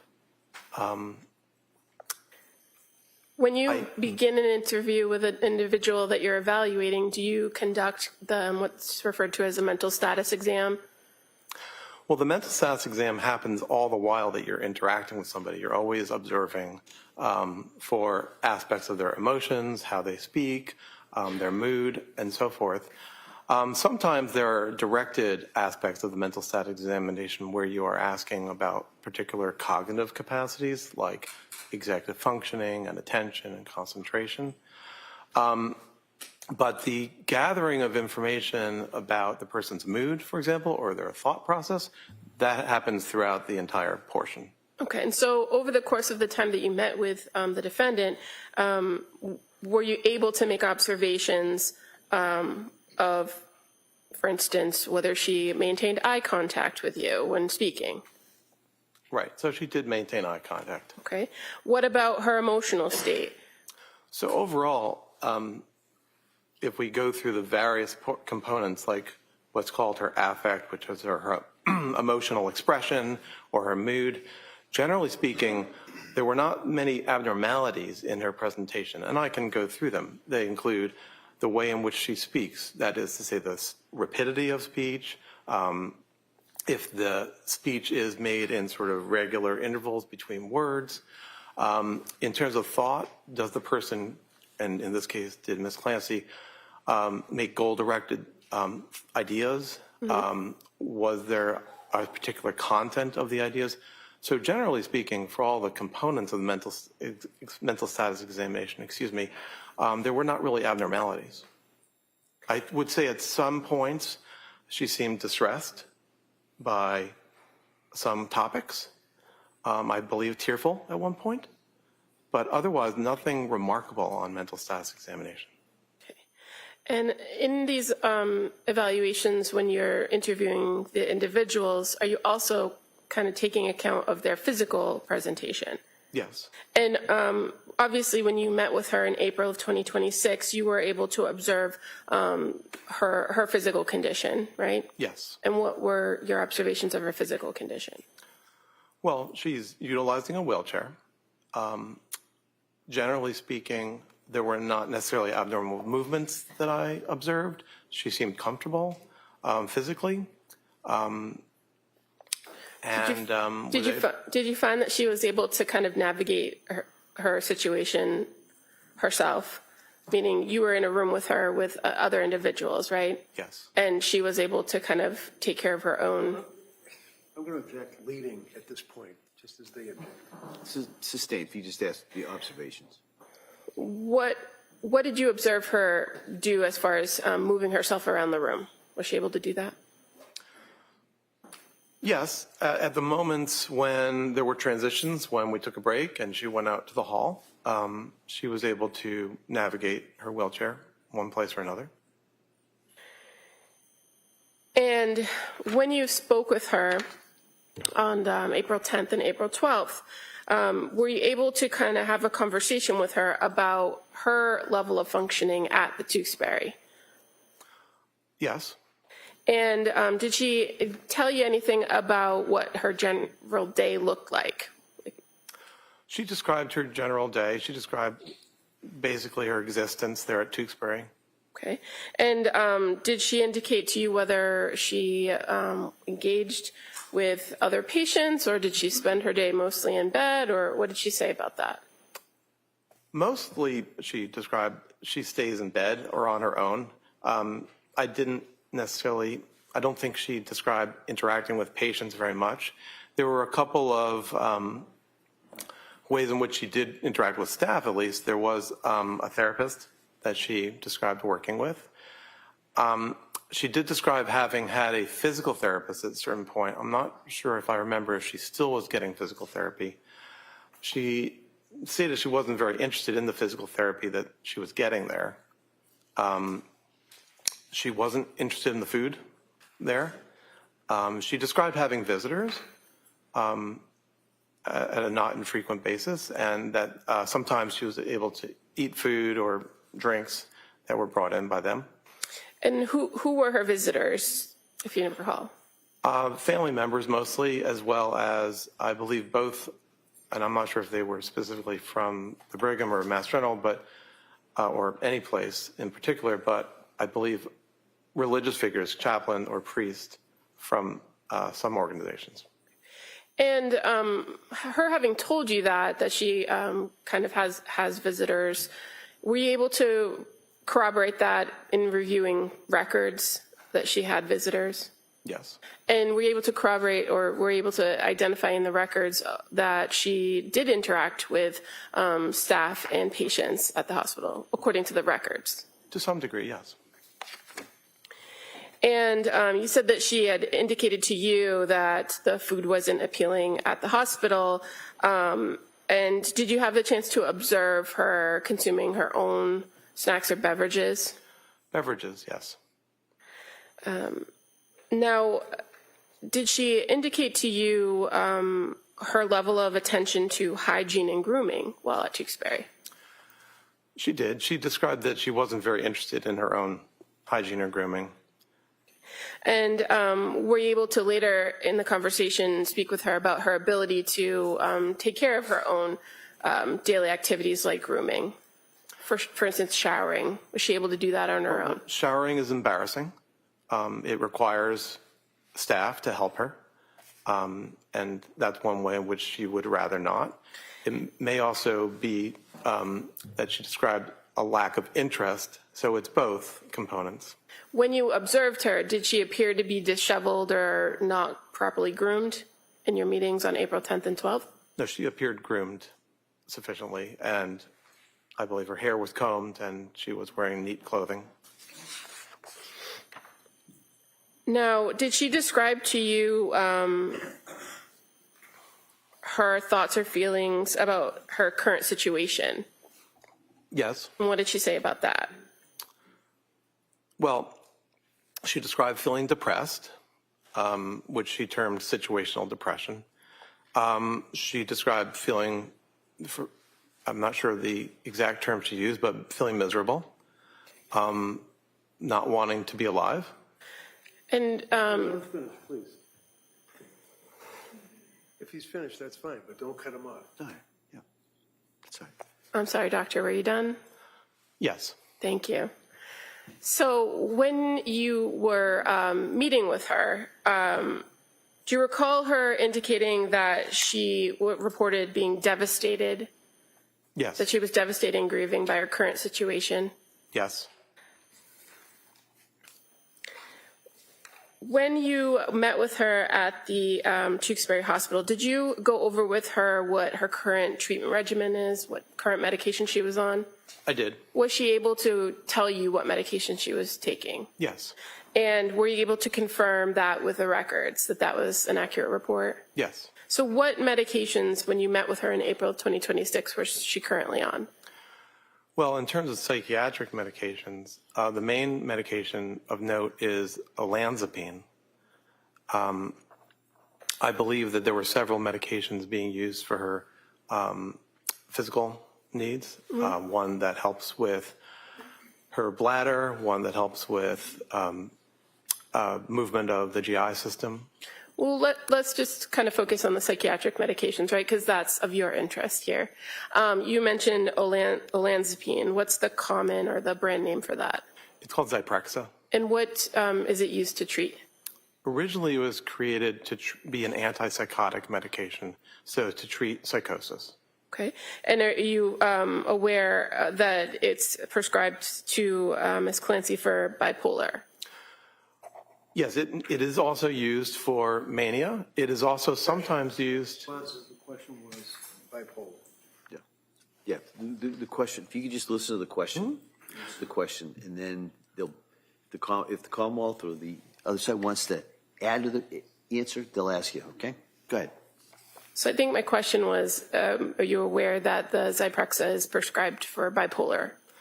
So bipolar is a disorder. Yes, bipolar is a disorder of mania, which is, I'm sorry, why I was mentioning at that point. And what was the dosage of Zyprexa that she was on, if you recall? I believe it was 2.5 milligrams. And in your experience, is that a significant dosage? No, it's a small dose. Are you aware of any other psychiatric medications that she's prescribed at Tewksbury? I believe she's also taking trazodone. Okay. How about Wellbutrin? Is that ring a bell? Yes, Wellbutrin is an antidepressant medication. Okay. And clonidine, does that sound familiar? Yes, clonidine is a medication that's sometimes used for anxiety or to help people go to sleep. And are you familiar with the propranolol? Propranolol is also a medication. It also is sometimes used to help with anxiety. And as far as the dosage of medication that she's on, based on your review of the records, are those high doses, low doses? Overall, they're on the lower side of dosages.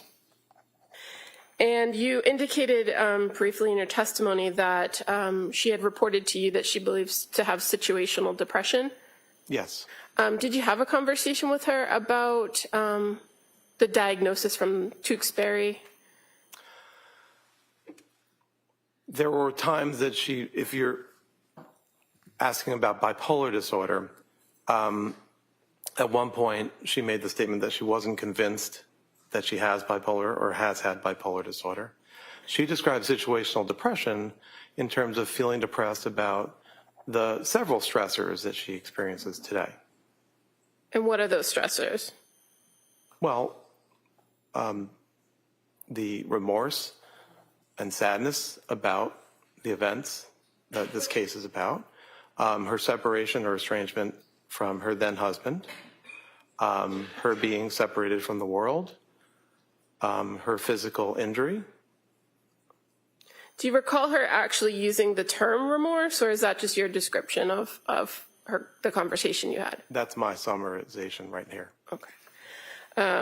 Now, when you were meeting with her, did you talk to her about past medication regimens that she had been on prior to the current regimen of the Zyprexa and Wellbutrin? Yes. And so are you aware that she had previously been prescribed at some point lithium? Yes.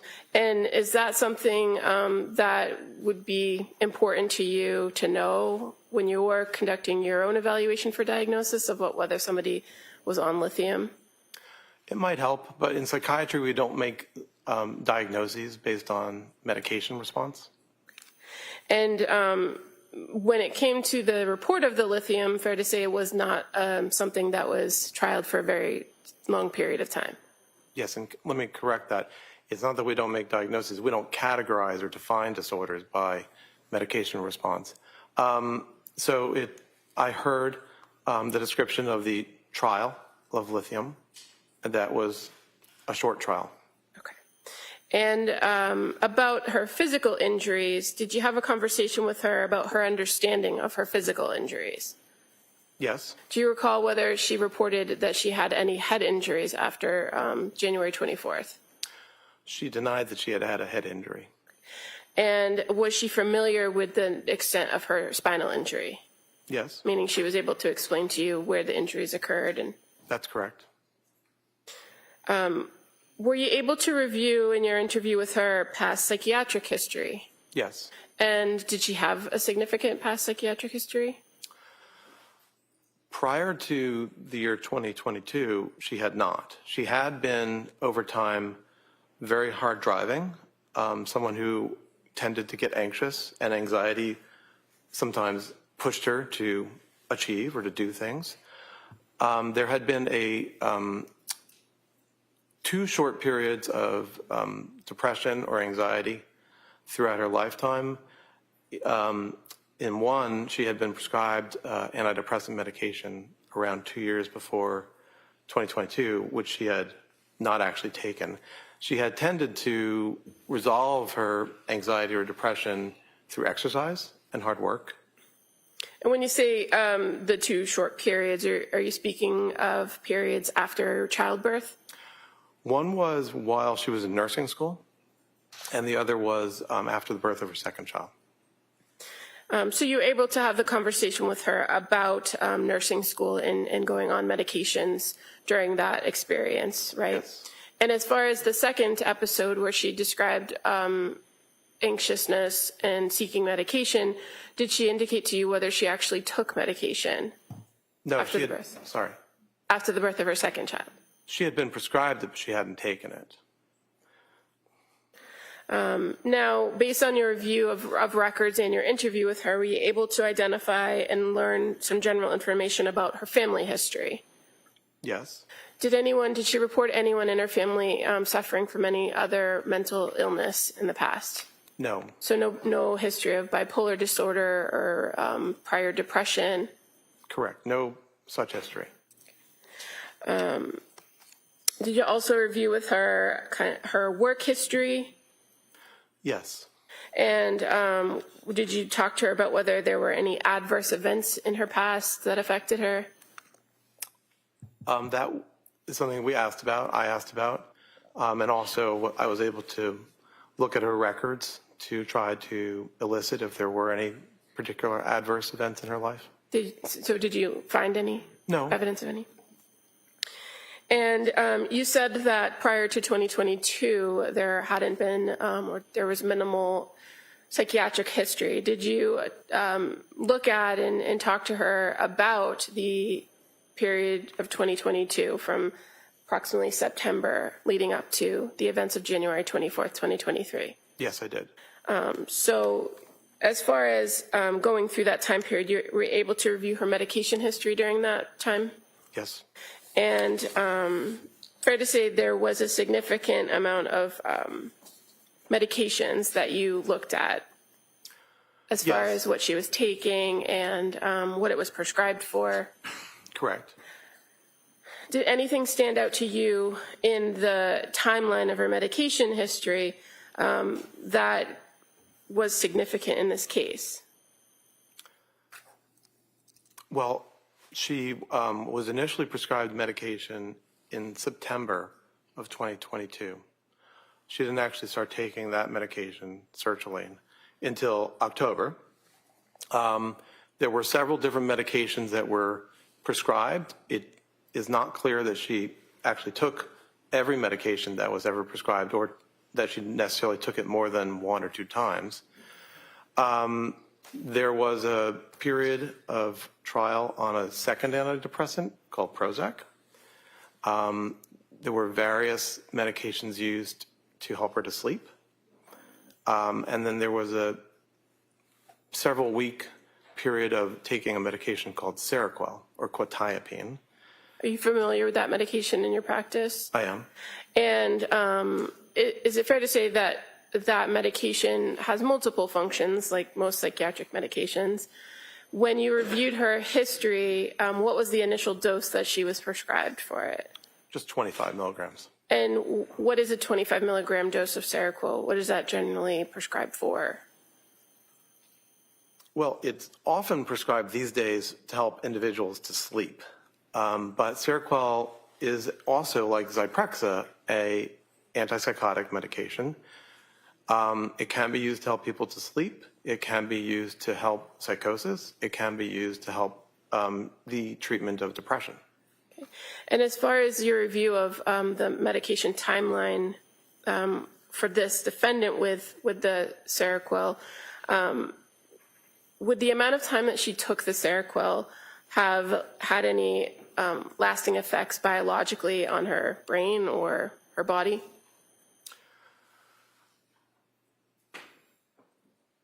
There's no known effect that one would have from the amount of time that she took it. There could have been temporary effects, which could have been affecting her functioning or her psychological reaction to her functioning. But there's no known biological long-term effect. So when you say that they could have some effect, are we talking about symptoms or negative symptoms maybe? So Seroquel might affect a person's ability to think straight. We talked earlier about cognition, the ability to pay attention, to concentrate, to have memory. And Seroquel can negatively affect your cognitive functioning, although it is expected that that will eventually go away when you stop taking the medication. And is Seroquel a type of medication that lingers in a person's system? Not substantially. There are some medications that do linger, like diazepam or Valium, which is another medication that she was later prescribed. All medications are, on a relative basis. So diazepam will stay in your body much longer than, say, lorazepam, a different benzodiazepine. Okay, but as far as the Seroquel goes, once a person stops taking it, is it fair to say that the symptoms or any negative symptoms that they have would eventually resolve themselves? Yes. And you're aware of the medications, the last reported medications that the defendant was on right before the events of January 24th? I am. And what were those? Melatonin, lorazepam, trazodone, and an antidepressant medication called amitriptyline. And as far as the amitriptyline, you're aware of what the dosage was? Well, on the day before January 24th, it became 20 milligrams, but for several days before that, it was 10 milligrams.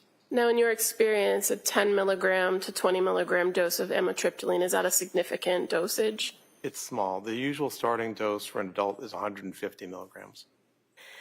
Are you aware of what the chief complaints or problems that the defendant had been reporting at the time when these medications were all being prescribed to her in 2022? Well, it's a several-month period, but it started in September of 2022 with complaints of anxiety and depression. And fair to say, in reviewing all the records and with your conversation, that sleep also was a main issue or a complaint. Yes, that's right. And in some of the medications that you reviewed, is sleep, could the medications themselves affect a person's sleep?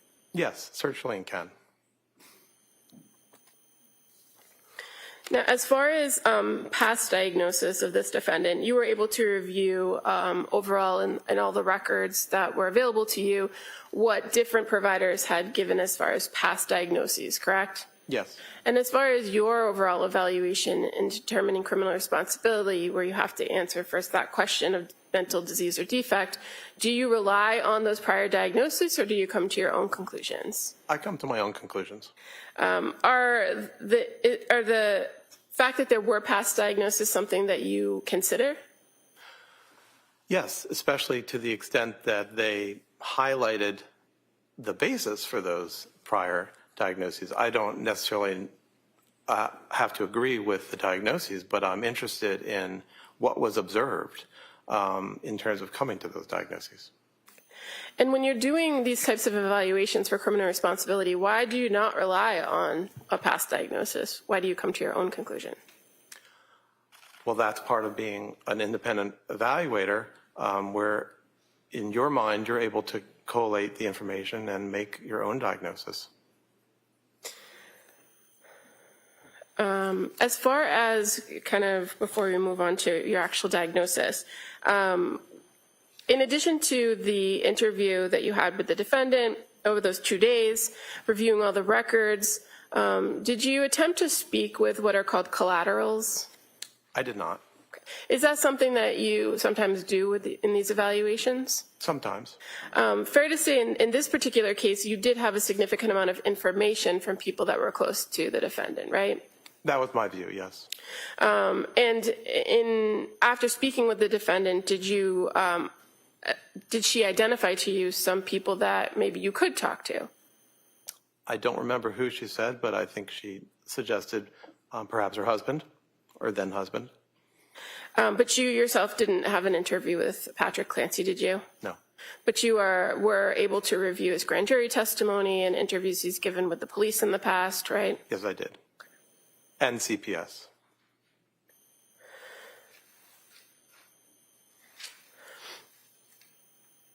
And as far as speaking with the defendant's parents or her sister, are you aware that attempts were made or requests were made to speak with them, but they didn't respond? I wasn't aware of that.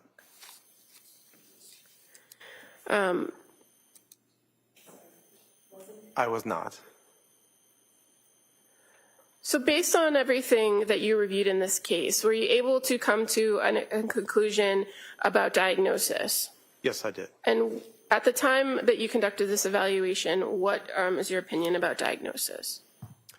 My opinion about her diagnosis in the span from 2022 to 2023 is that she suffered from what's called a major depressive episode.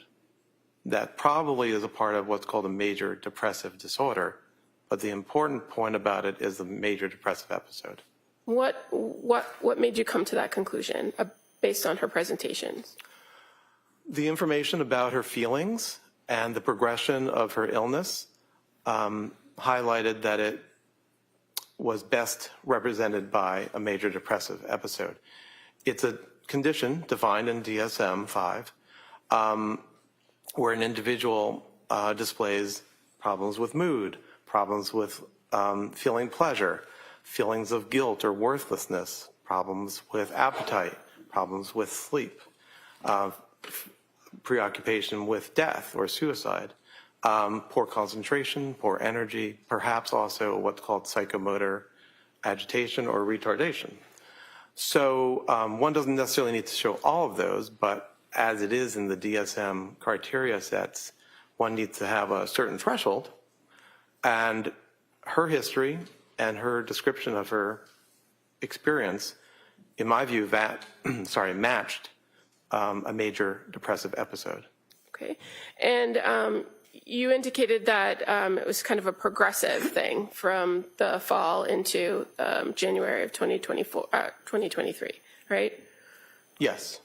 And in addition to the low mood, were you able to identify that she presented with anxiety at various points? Yes, very much. And did you also make observations of obsessive thinking? Yes, obsessive thinking is a kind of anxiety where you repeatedly think about a topic, maybe that you're asking, what if, what if, what if?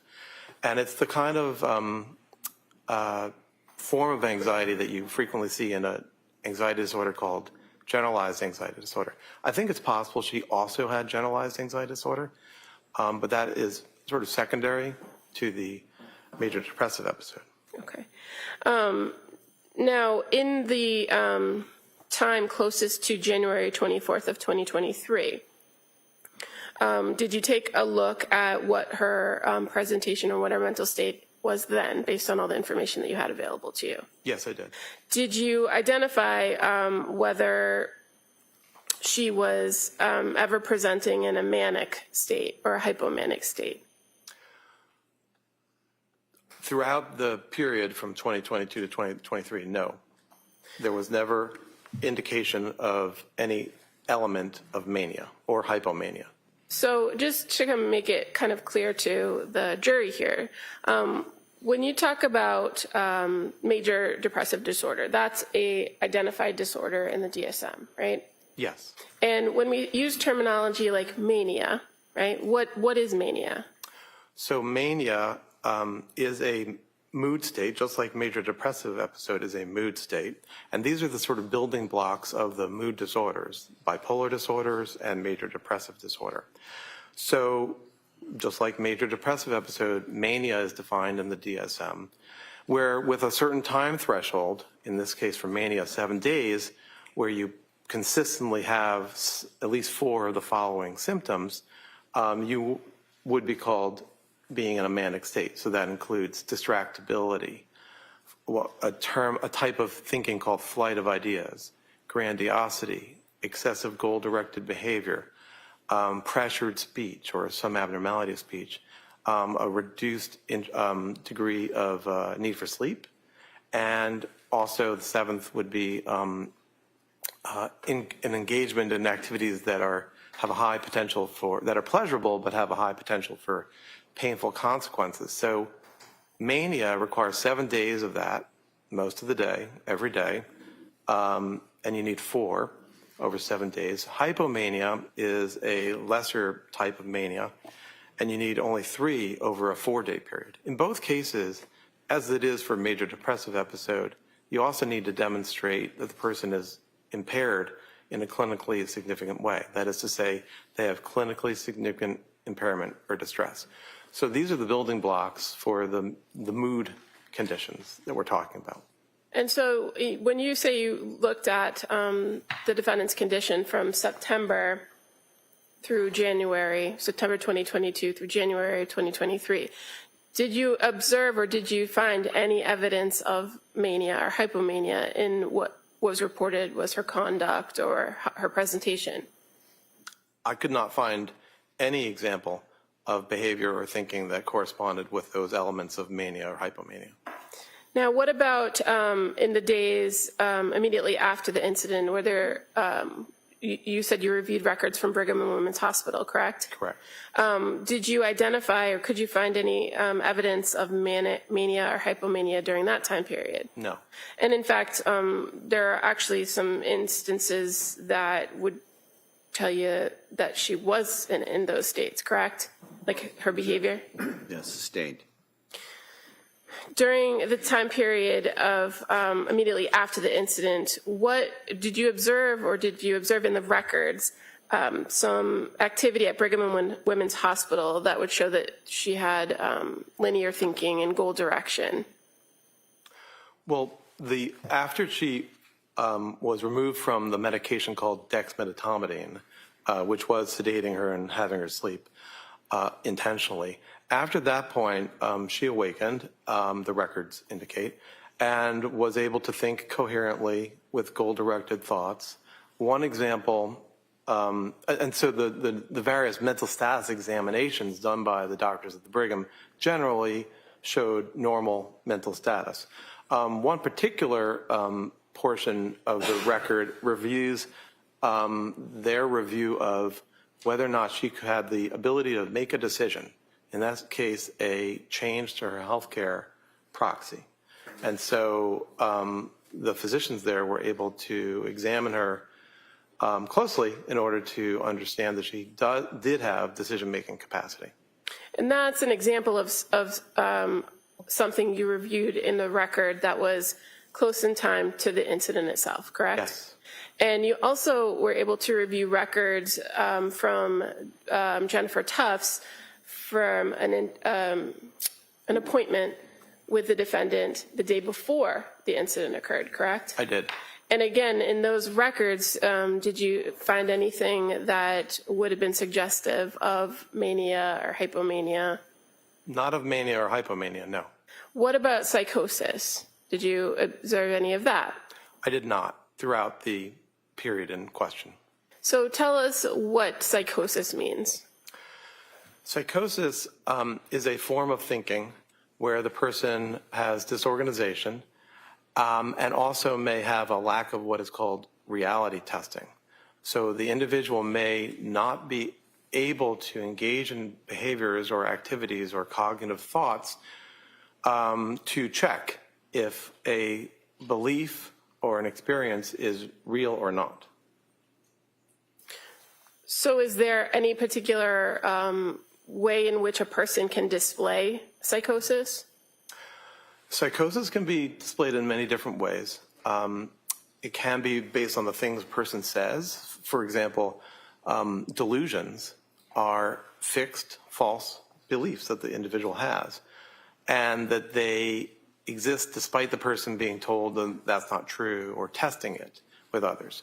You also can at least suspect psychosis in the form of hallucinations, which are unreal stimuli that an individual experiences. Sometimes you may see individuals actually moving their body to respond to stimuli that they think or they are experiencing in the environment. But hallucinations can also be taste, smell, or things that you hear or things that you see or feel on your body. And there is a kind of psychosis that includes some of that, but also simply includes an individual's lack of ability to act in an organized manner. So a person in psychosis can sometimes do the normal things that they always do, right? It depends on what kind of psychosis and how bad the psychosis is or to what extent it is occurring. But individuals with, say, delusional disorder, which is a disorder where your problem is you have a delusion that is affecting your life, those individuals can mostly go about their lives in other areas, at least other areas that don't have to do with that particular false belief. What about with hallucinations? How does that manifest itself? There is a subgroup of the population that actually experiences hallucinations frequently and has no negative effect from it. But for those who have hallucinations as a part of a disorder of psychosis or bipolar or mood, there are ways in which the individual can live with the psychosis or live with the hallucination and be able to be resilient to it and go ahead with their lives. So even if a person does have some form of psychosis or has delusions or hallucinations, they could still manage in society by following the rules, right? Like I said, it depends on which delusion or which hallucination, but there are individuals, and it may be who can, and there may also be people who can on a stable basis, but there also are individuals. Next question. As far as a person who might be suffering from psychosis, can they appreciate or do they know right from wrong? There's no reason that psychosis in of itself inhibits a person's ability to know right from wrong. Now, as far as in this case with this particular defendant, you have identified that you believe it's a major depressive disorder, right? Yes. Did you consider other diagnoses? Yes. What about bipolar? Did you consider bipolar? I weighed whether there might have been bipolar disorder. And so why not for this defendant? Well, to be diagnosed with bipolar disorder, you need to have had a manic episode. That's at least for bipolar type 1. For bipolar type 2, you need to have had a hypomanic episode. And there's no information in the available record that displays either of those. So you can't diagnose bipolar disorder. Did you consider the fact that this defendant or that there's been some indication of postpartum for the defendant? Yes. And did that affect your opinions about diagnosis? As I said before, in psychiatry, we diagnose based on the symptoms that the individual presents with. So in the DSM, in our manner of diagnosing, when you have discerned what is the prominent symptom that the individual is suffering from, that becomes the disorder that carries your diagnosis. There are times that you can designate that it has occurred in the postpartum period. DSM states that that would be within 4 weeks of birth. It also allows for the symptoms to have occurred before birth. So that is the standard that we utilize when we choose to add on that designation of something being postpartum. Could I object? It doesn't matter what we do, it's what he does. All right, next question. So as far as consideration of postpartum, do you rely on the DSM-5 in your diagnostic criteria? I do.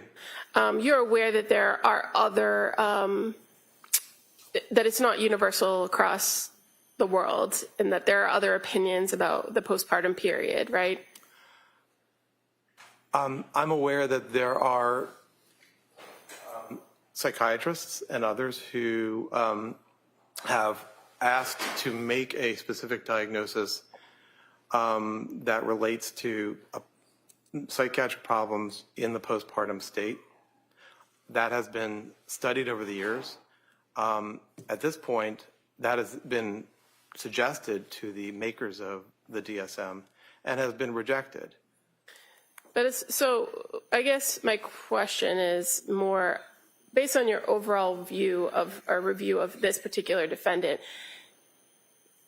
The onset of symptoms, when did they occur in this postpartum period, or did they?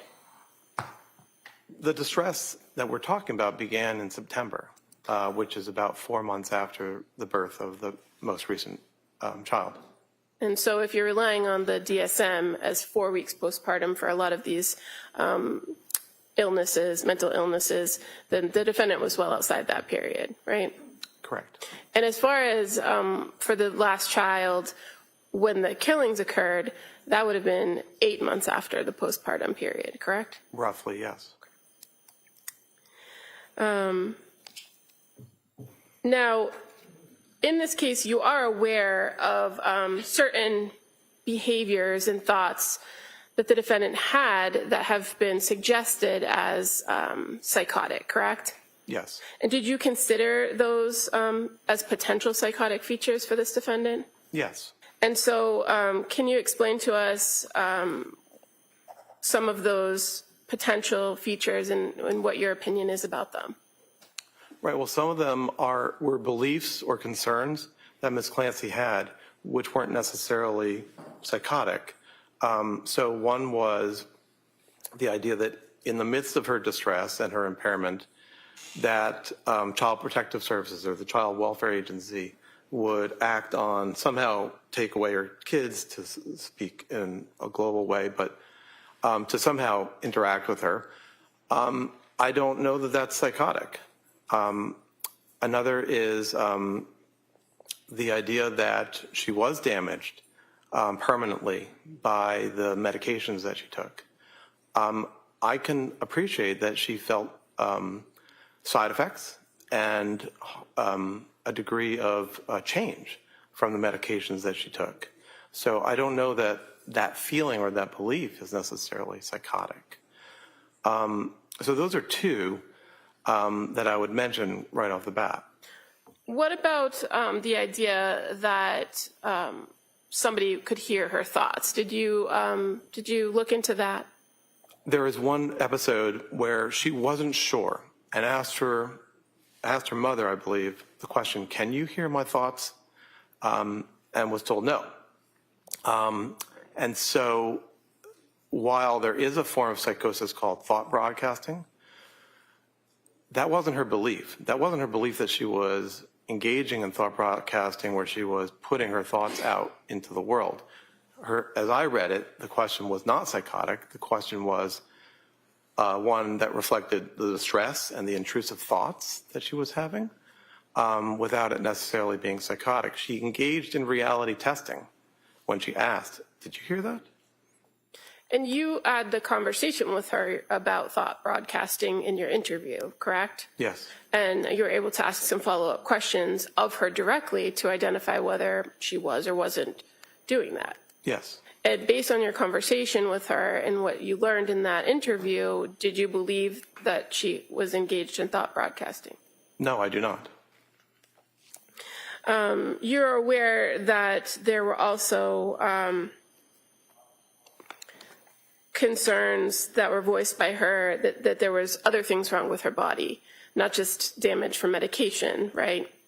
Yes. Do you recall that? Yes. Did you consider that to determine whether that was a psychotic feature for this defendant? Yes. So an example was her worry that she had ketoacidosis.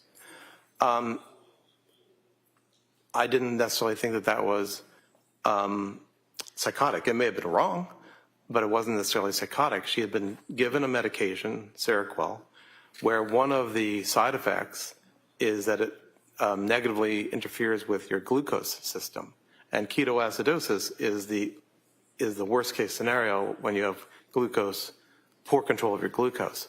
So I don't know that she had a fixed false belief that she had ketoacidosis, but she was worried about having ketoacidosis. So when you say that you considered these things and you didn't believe them to be psychotic, are you talking about them in the realm of, were they delusional, were they fixed false beliefs, or something else? Right, so I use that term specifically, as I said before, a delusion, which is a form of psychosis, is a fixed false belief, which is really immutable. You can't be convinced otherwise. But these were not fixed false beliefs, these were concerns. And did you find that the concerns were rational based on your overall view of everything? Right, not only were they concerns, but they aligned with the realities that she had experienced. Now, what about the idea of these intrusive thoughts? You reviewed the records to know that was a common report of her, that she had intrusive thoughts, correct? Yes. And that at various points she did identify that she did want to die. Yes. Is being suicidal a form of psychosis? No. What, if anything, does the idea of suicide tell you about this defendant or about her situation? Well, it tells me that she was suffering and that it was a part of, in my view, it was a part of a major depressive episode. 10 to 15% of women in the postpartum period have depressive disorders, and it can be very serious, and it can lead to suicidality or the need for hospitalization or other interventions. So the records show in my interviews that I gathered information that she was suffering, and suicidality is a form of suffering. Now, when you're talking about suicidality, does it have to make sense why the person is suicidal? No, suicidality occurs, but it doesn't always make sense. Sometimes there might be places where one might say, well, why was that person suicidal? They had only good things in life, speaking hypothetically. But especially when an individual has depression, it just occurs. Now, when you're talking about people that have suicidal ideation, are there certain things known as protective factors? Yes. And did you identify in your review of this case in the records whether the defendant presented with any protective factors when it comes to suicidality? Well, are you asking, did Ms. Clancy identify protective factors? Yeah, at some point, is it fair to say she did identify protective factors? She did. And what were the protective factors? Mainly her mother and her children. That is to say, she wanted to, her urges or interest in suiciding was something that she chose not to do because of the worry that she would hurt them by suiciding. And your review of the records from McLean Hospital, fair to say that one of the reasons for discharge was that she herself identified that she wouldn't have commit the act because of her kids. That was one of the factors. When I make decisions to allow somebody to be discharged, it's an overall weighing of risk factors and protective factors. All right, Council, it's 1 o'clock. Why don't we take the afternoon recess at this point, okay? All right, thank you, John. So, Mr. Drew, we're going to take the afternoon recess. As I always tell you, no research, writing, talking about this matter, and we'll have you back here approximately 2 o'clock, okay? All rise, please. Your next.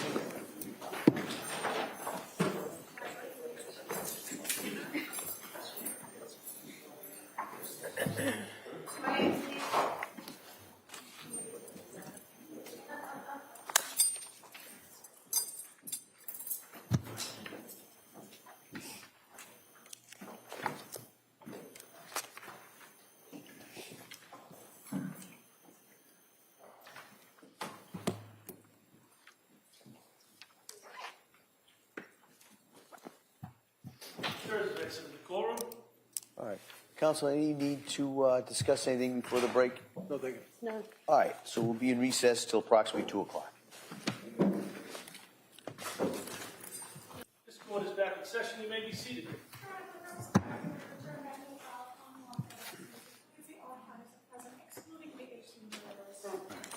All right, Council, we ready for the jury? Yes. All right. Yeah. Yeah.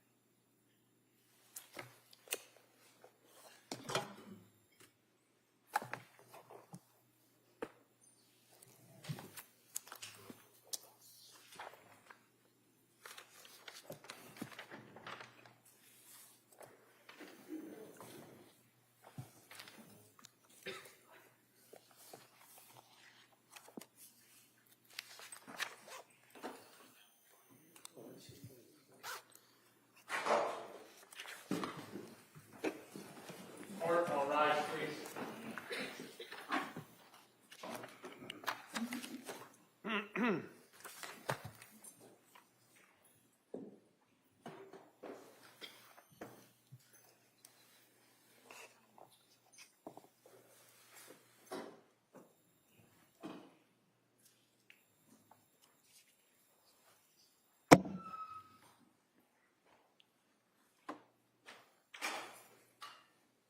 Court is back in session. You may be seated. Your Honor, for the purpose of the record, including the 18 jurors. All right, calm off.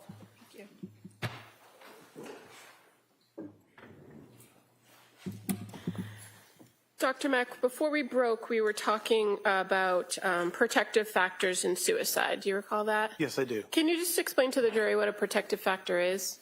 Well, when a person is suicidal, they have risk factors and they have protective factors. Risk factors are those aspects of the individual that make it more likely that the person is going to act on their suicidal thoughts. And protective factors do the opposite. They are things that hold the person back from acting on their suicidal interests.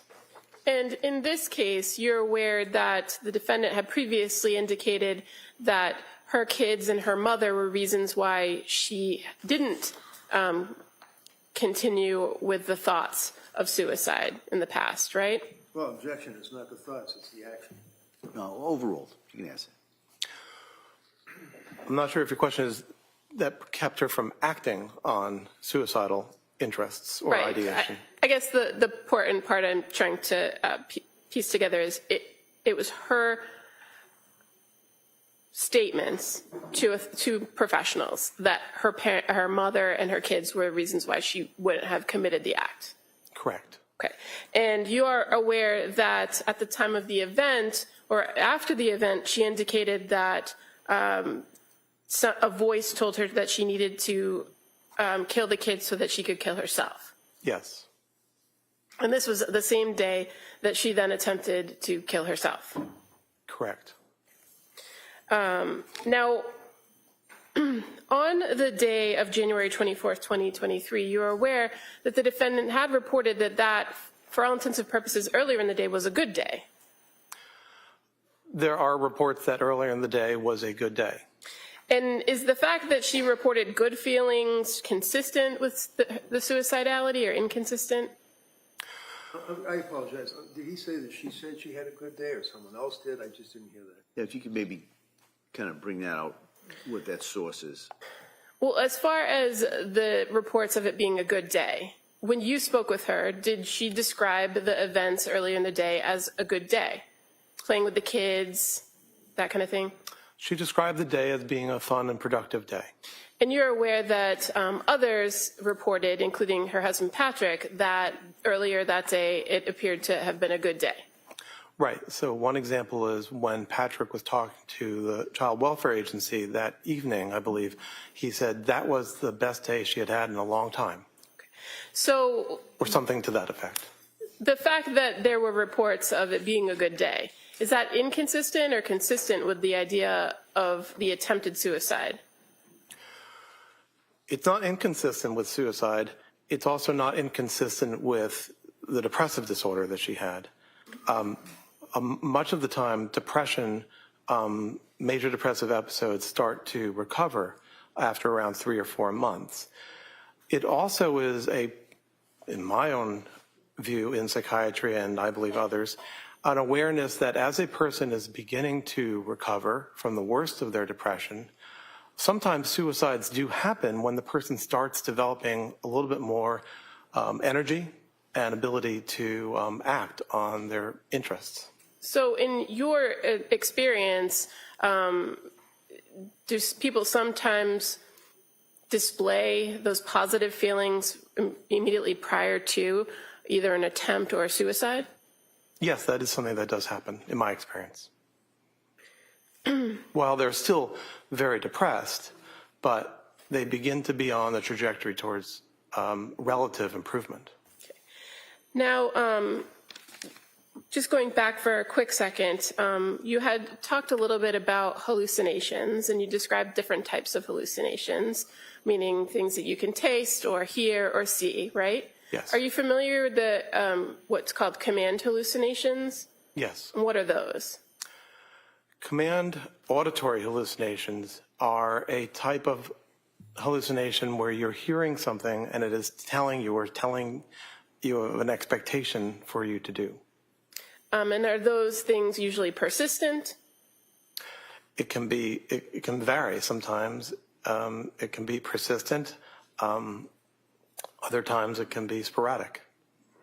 Going to your conversation with the defendant on, about the events of January 24th, 2023, you in your interview with her were able to speak with her about her recollection of that day, correct? Yes. And one of the things that was done in that interview was that she was explaining what happened in chronological order, right? From the beginning of the day to the last thing she could remember. That's correct. Did she also tell it to you in reverse? She was asked to recite it in reverse, yes. And did she tell the same story forwards and backwards? Yes. Was she able to recall details of some parts of the day but not others? Yes, I would say that's correct. And did she describe to you when she heard this voice? Her experience that is called a voice occurred in the late afternoon. Do you recall what she reported about the voice?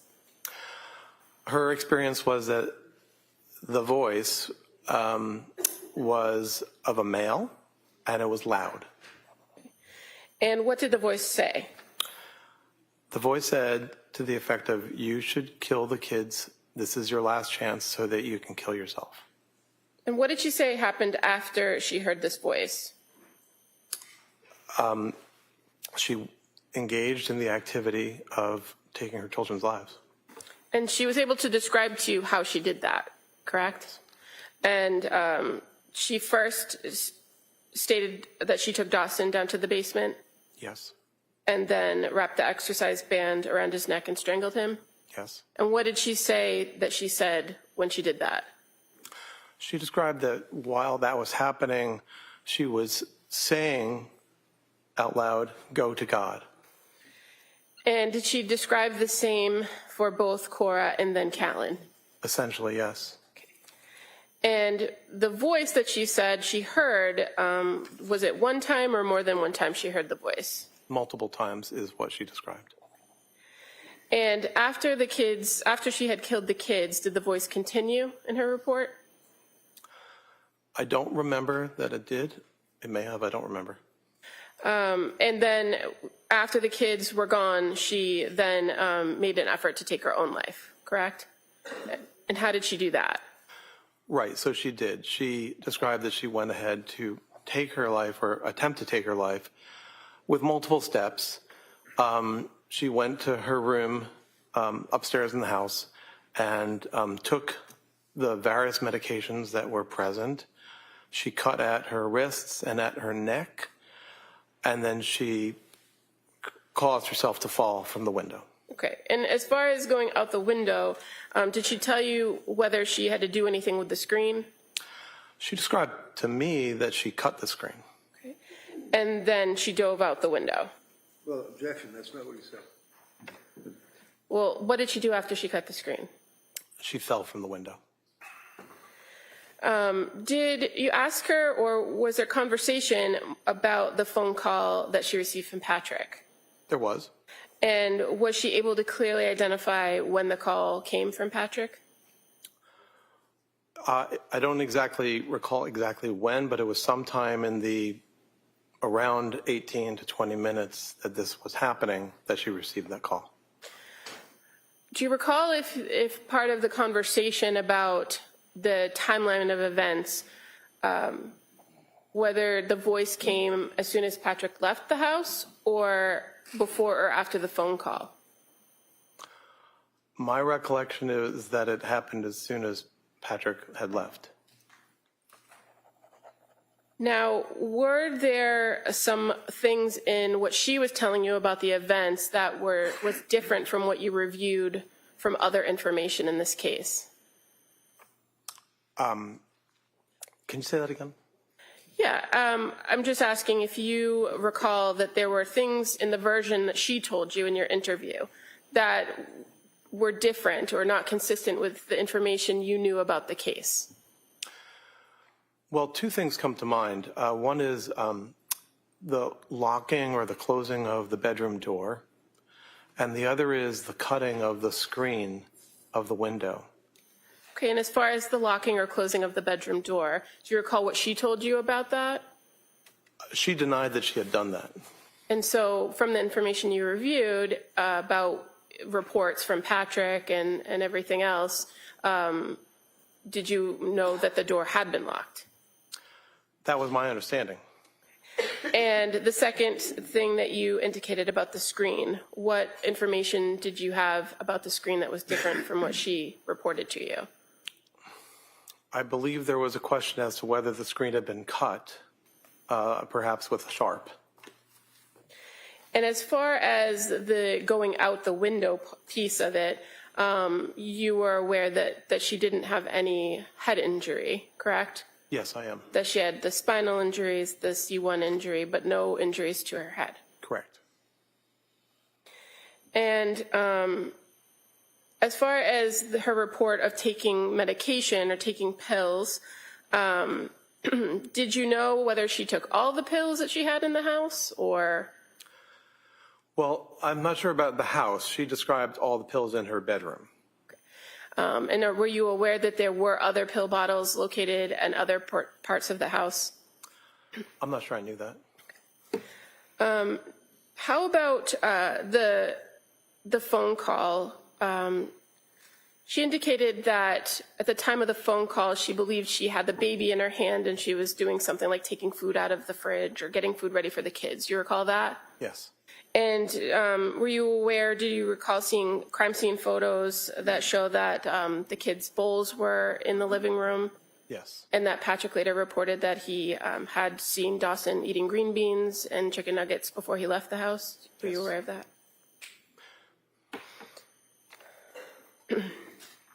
So, Dr. Mack, based on your review of this case, were you able to come to an opinion to a degree of medical certainty about whether this defendant was suffering from a mental disease or defect on January 24th of 2023? Yes, I did. And what is that opinion? That, yes, she was suffering from a mental disease or defect, namely a major depressive episode as a part of major depressive disorder. And as far as the substantial capacity to appreciate wrongfulness or criminality of conduct, were you able to come to an opinion to a reasonable degree of medical certainty about that? Yes. And what's your opinion regarding that? That she had retained that capacity. And what information do you rely upon to come to that conclusion? The first point is that this was a continuation. Her mental state at that time was a continuation of the mental state she had had for months.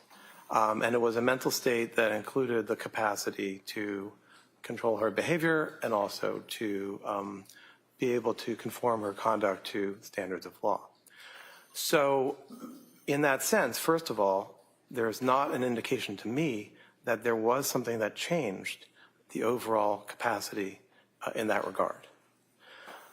Secondly, to the extent we are talking about the ability to conform her conduct to the law,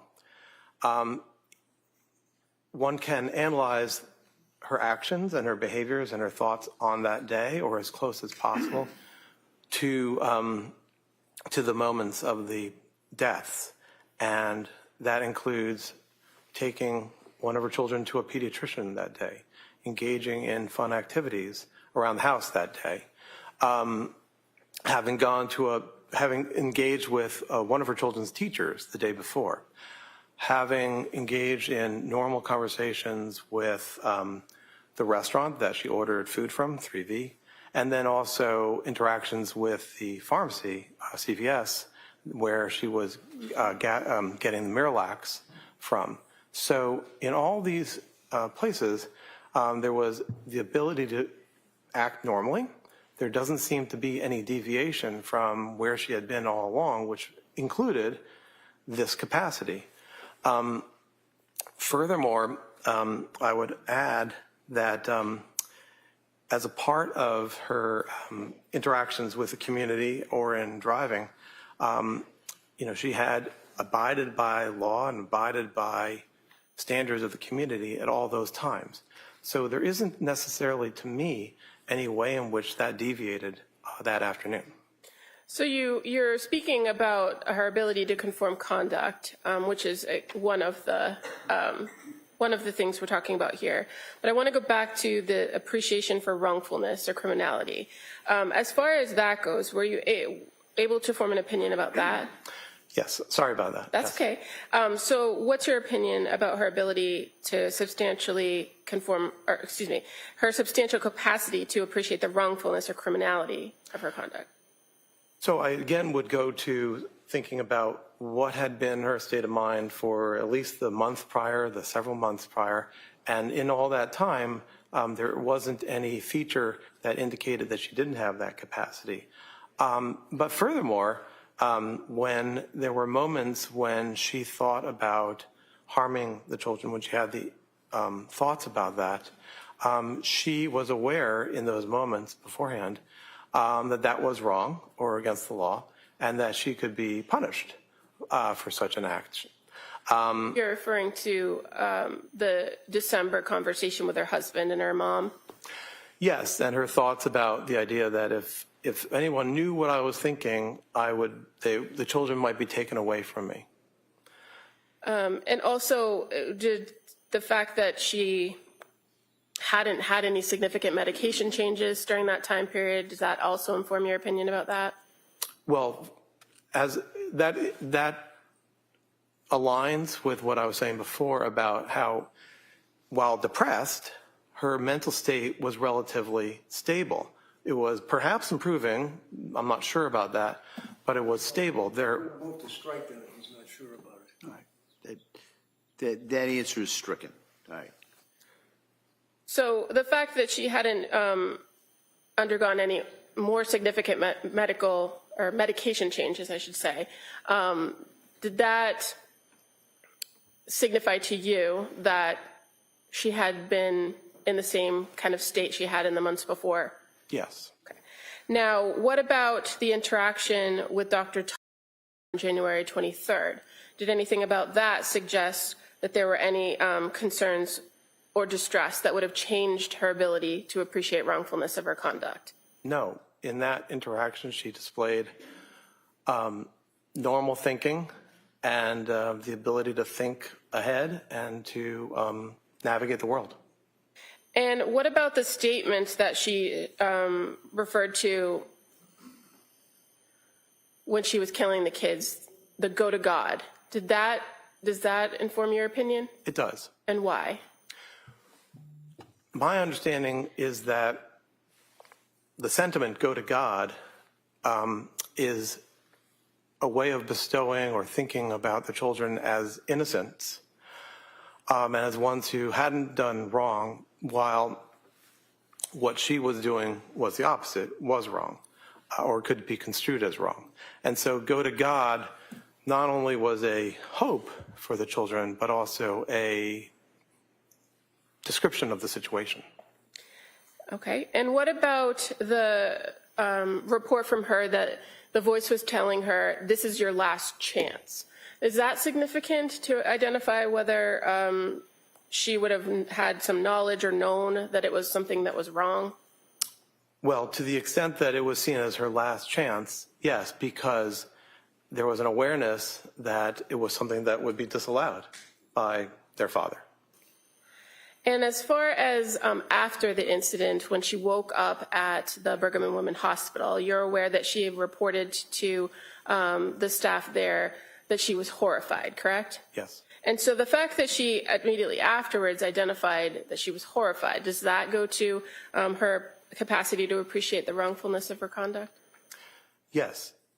One can consider that her mental state, once she was removed from the dexmedetomidine, was similar to what it had been on January 24th. And in that regard, the feeling of horror, the feeling of shame that comes from being horrified indicates that she was aware that it had been the wrong thing to do. And then finally, just to go back to the substantial capacity to conform conduct, you've told us a little bit about that, about the fact that her condition hadn't really changed all that much. You outlined what she did that day. But is there anything else to consider based on everything that you reviewed that would indicate to you that she did maintain the substantial capacity to conform her conduct to the requirements of the law? I think that in the household, she was engaging this activity methodically, which highlights to me that there was an ability to conform her behavior to expectations of living in a household. What do you mean methodically? As I understand the deaths, they were done methodically, and I think you asked me about that earlier, one by one, in a way that was organized and that was intended to achieve a particular goal. Similarly, her attempt at suicide was organized and thoughtful in a sense that it included as many possible methods as possible. And as far as the killings of the children methodically, did she report to you in any way that she was given direction by this voice on how to complete the act and what exactly to do? No, she did not. And what about the call with Patrick? Is there anything about that indicates that she maintained some control or the ability to control herself where she did engage in a short conversation with him? Well, that aligns with what we were talking about before in terms of being aware that he would disapprove or disallow this, and yet she didn't say anything. She didn't say help, or she didn't say, I'm having these thoughts, so it wasn't stated.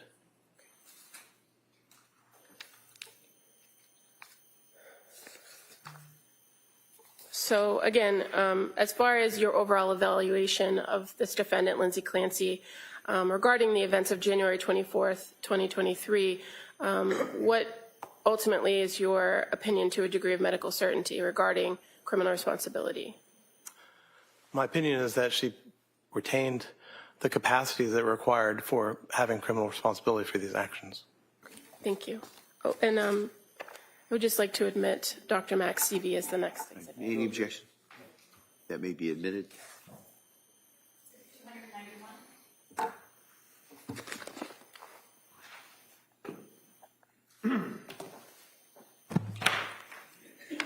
right, Mr. Reddington.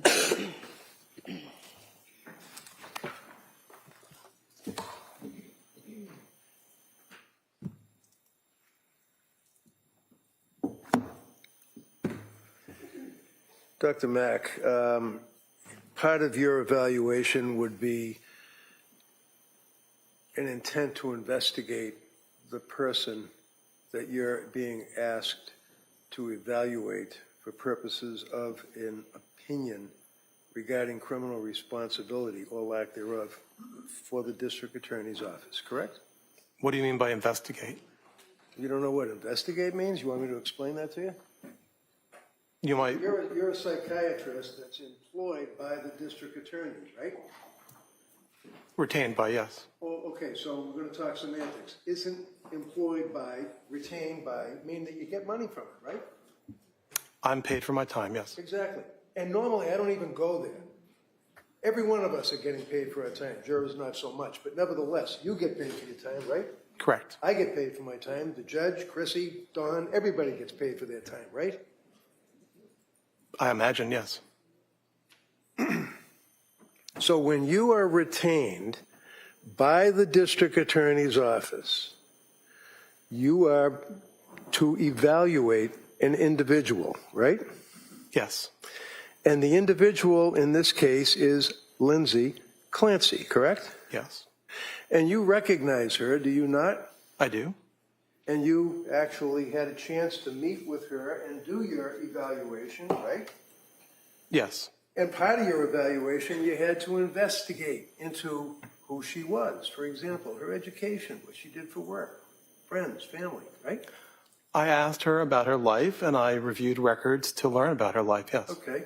So you're in a mental institution investigating or questioning a woman who's on medication, who is there because she's suicidal and under one-on-one 24/7 observation. Would you agree with that? Yes. And you get the history from her? Yes. So did you talk to any collateral contacts? No. So how is it that you can tell this jury what her life story is? Did you get it from her? I got it from her What to did the she extent tell you that, about her well, I'm education? sorry, What did she tell you what, can you about say her? your, Never mind looking at the judge. What did she tell you about the education? Wait, listen. You look over there and listen to the question and answer the question. Can you say the question, Let him please? answer the question. What did she tell you about? I'm sorry. Ask the question, What did she answer tell the you? question, and we'll go from there. What did she tell you about her education? She described her education in terms of being a hard worker through high school and college, and then going to nursing school. Okay, where'd she go to nursing school? I think the nursing school was through Partners Healthcare, I think at the MGH. And do you recall what the nature of the nursing was? Well, she had always wanted to be a labor and delivery nurse, and she was able to achieve that. So she worked as a labor and delivery nurse That's my understanding, yes. for a period of time. For several years, yes. 9 years, 7 years? I'm not sure exactly. Did you talk to any of the nurses that she worked with? I mean, was she respected? Was she a hard worker? Was she somebody that was ducking out early, didn't want to work? I didn't talk to any of her colleagues. I'm aware that she had been there for some time, and I did not hear about any aspects in which her work was deleterious. Who would you hear from, them? Well, one might have heard it from the notes from her spouse. It might have heard it from the defendant herself. Let's talk about one might have heard it. Is the one you're testifying? Yes. Did you hear about it through the notes of the spouse? No, I didn't hear about any way in which her work Okay, so why wasn't. are you telling me that? Why are you saying one might have heard about it through the notes of the spouse? Well, I think your question was, how would one learn about any deleterious acts or components of the person's work?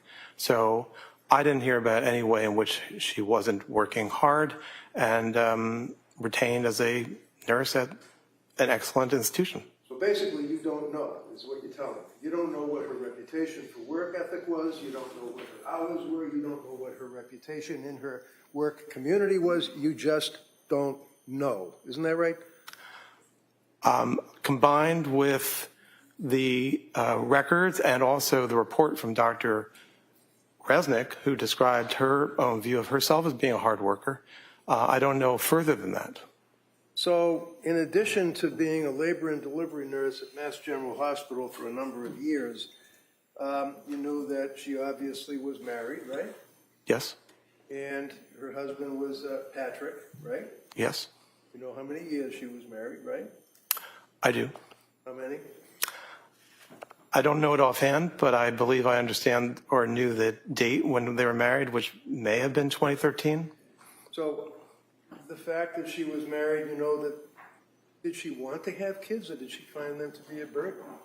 She very much wanted to have children. She described that that was her lifelong interest. Okay. Had one child, Cora, right? I can't hear you. The first child was Cora, right? Yes. Did she have any delivery issues with Cora? Not that I recall. How about the second child? What was the second child's name? Dawson. And how old was Dawson at the time of the incident, as we say? I think he was around 4. And did she have any issues with his delivery? Do you mean the delivery or in the postpartum period? I mean the delivery. If I recall, I think she had a tear, which is called an episiotomy, and that was something she was unhappy about. Sure. Did she have medication prescribed to her after Dawson? Do you mean psychiatric medication? Sure. At some point, I think she was prescribed an antidepressant medication in that period. What was it? I think it was sertraline. And do you know whether she took it? She has told us that she did not. And when she went home, after having the baby, Dawson, she then came home to a little daughter, obviously Cora, had Dawson as an infant, correct? Yes. And was she living in a town, or where was she living when she had these two kids? I think she was living in the same house in Duxbury. She wasn't living in Weymouth? Or? She may have been. I'm sorry, I don't know. That's all right. So at some point she moves to Duxbury, she's with her husband, and she goes back to work, does she? Yes. You didn't make any, in your investigation, you didn't come across any information that she didn't want to go back to work because she was lazy or just didn't want to work, right? No, I think she always wanted to work. Did she have anxiety about going back to work after Callan, the third child? After Callum? Yeah, Callan. It's Callan, C-A-L-L-E. Yes. Yes. She wanted to go back. As August and September arrived, she was hopeful to go back to work, but she became anxious about working. There were other factors, too. She became anxious. No other factors yet. We'll get to the other factors. Why was she anxious about going back to work? I was about to say, Go ahead. she was anxious about the well-being and nurturance of her children as she went back to work. One being that the baby was not taking a bottle. Another, that in that span between the point that her husband went back to work and she was expected to go back to work, it was overwhelming to have 3 young children that she was caring for all by herself. As time went on, she was ambivalent about hiring somebody to help, hiring a nanny, and that was another area of anxiety. So there were several areas of anxiety, and as we've discussed earlier today, anxiety was something that she had throughout her life. I'm going to pull you in, okay? This is a cross-examination, sir. I gave you All a little right, rope. next, just ask the next question. So when you say that she had anxiety, and the anxiety was about having her youngest child, Callan, correct?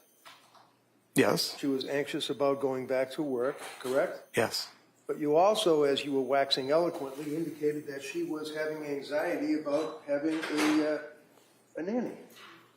yes. What was she anxious about with the nanny? In my understanding, No, what is your understanding? Tell the jury what you investigated about her anxiety with the nanny. so through my evaluation, what I understood was that there was ambivalence about having a nanny, that is to say, having somebody who helped. There was some degree of wanting to be able to handle the children on her own. The other part of it is some ambivalence about other people other than herself or perhaps her mother caring for the children. Because I know that my evaluation discerned that she felt very positively about her ability to take care of her children, but also some ambivalence about other people taking care of the children. What time frame are we talking about? Summertime, fall? The end of summer, late August, early September. Isn't it true that in the summer, she and Patrick and the kids felt that they were on top of the world, having a great summer, right? Well, that's what she said. That's her quote. Okay. And then come the fall, towards the end of September, that's when she started to have symptoms of anxiety, right? Yes, Up to this point in your investigation, you have a young woman who was a nurse for a number of years, we assume from your investigation, a good reputation as a hard worker, right? I can't hear you. I'm sorry. Yeah, one of the things that you had mentioned is that she was, how about exercise? Did she like to do exercise? Yes, in the past, exercise was her. Yes, right? Yes? Can you repeat the question? Sure, I can repeat the question. I asked you, sir. I'm objecting because he's interrupting the witness and not letting him answer the The question called for a yes or no answer. All right? And so, go ahead. Go ahead. Can you state the question, please? Sure. You mentioned in direct examination for the DA that she was like to do exercise, correct? Yes. And would you consider a person who is an exercise aficionado, especially a woman who, for example, runs, let's say, a 5K or a 5-mile road race within about a couple of weeks after having a baby? Is that hyper-exercise? Is that hypomanic? In of itself, it's not hypomanic, no. How about if there's a string of exercise that is a little bit out of the norm, coupled with decluttering, removing personal property from the home, cleaning out the home, things of that nature? Would that be hypomanic in your opinion? Not in of itself, but are you talking, when you were asking about exercise, were you talking about in the period 2022 or 2020? 2022. Okay. After Callan. Okay? And I asked you about running the road race after Callan. Okay? You with me? Yes, I am. So would you suggest, sir, that that is something that one would at least anticipate, consider, or investigate as being this manic or hypomanic that you're talking about? No. So, by the way, one of the questions that you were asked, sir, is that when you got involved with investigating this case, do you recall that from the DA? So, Do you recall that from the DA? the term investigate, if it's okay, I'll use the term evaluate. When you got appointed or retained by the Right. DA? So, and your question is? My question is, when were you retained by the district attorney, the prosecutors? It was sometime in early 2025. Early 2025. So like what, February, January? I think the reach out had occurred in maybe December of 2024, and I think that the retention was early in 2025. And what's a reach out? Well, the communication, the reaching out from the district attorney's office. Okay. And then when you were asked that question, you indicated that you had to wait for a motion to be filed or something with the court. Do you recall answering that question? No. Well, if I suggest to you, sir, it was in December of 2024 that a notice of lack of criminal responsibility was filed. Does that seem to fit with the reach out? objection. Can we approach? Sure.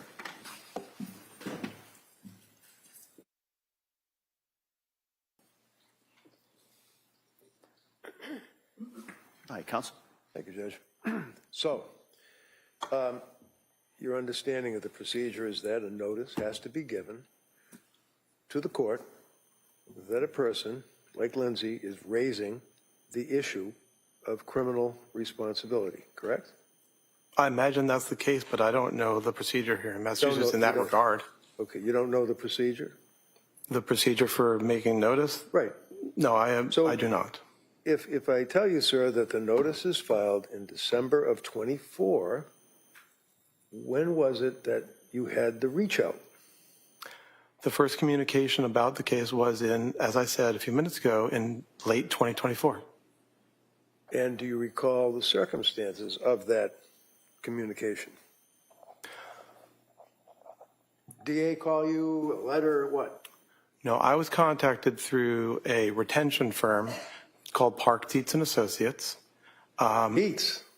Mm-hmm. He's a psychiatrist, isn't he? It sounds like you know him. I do know him.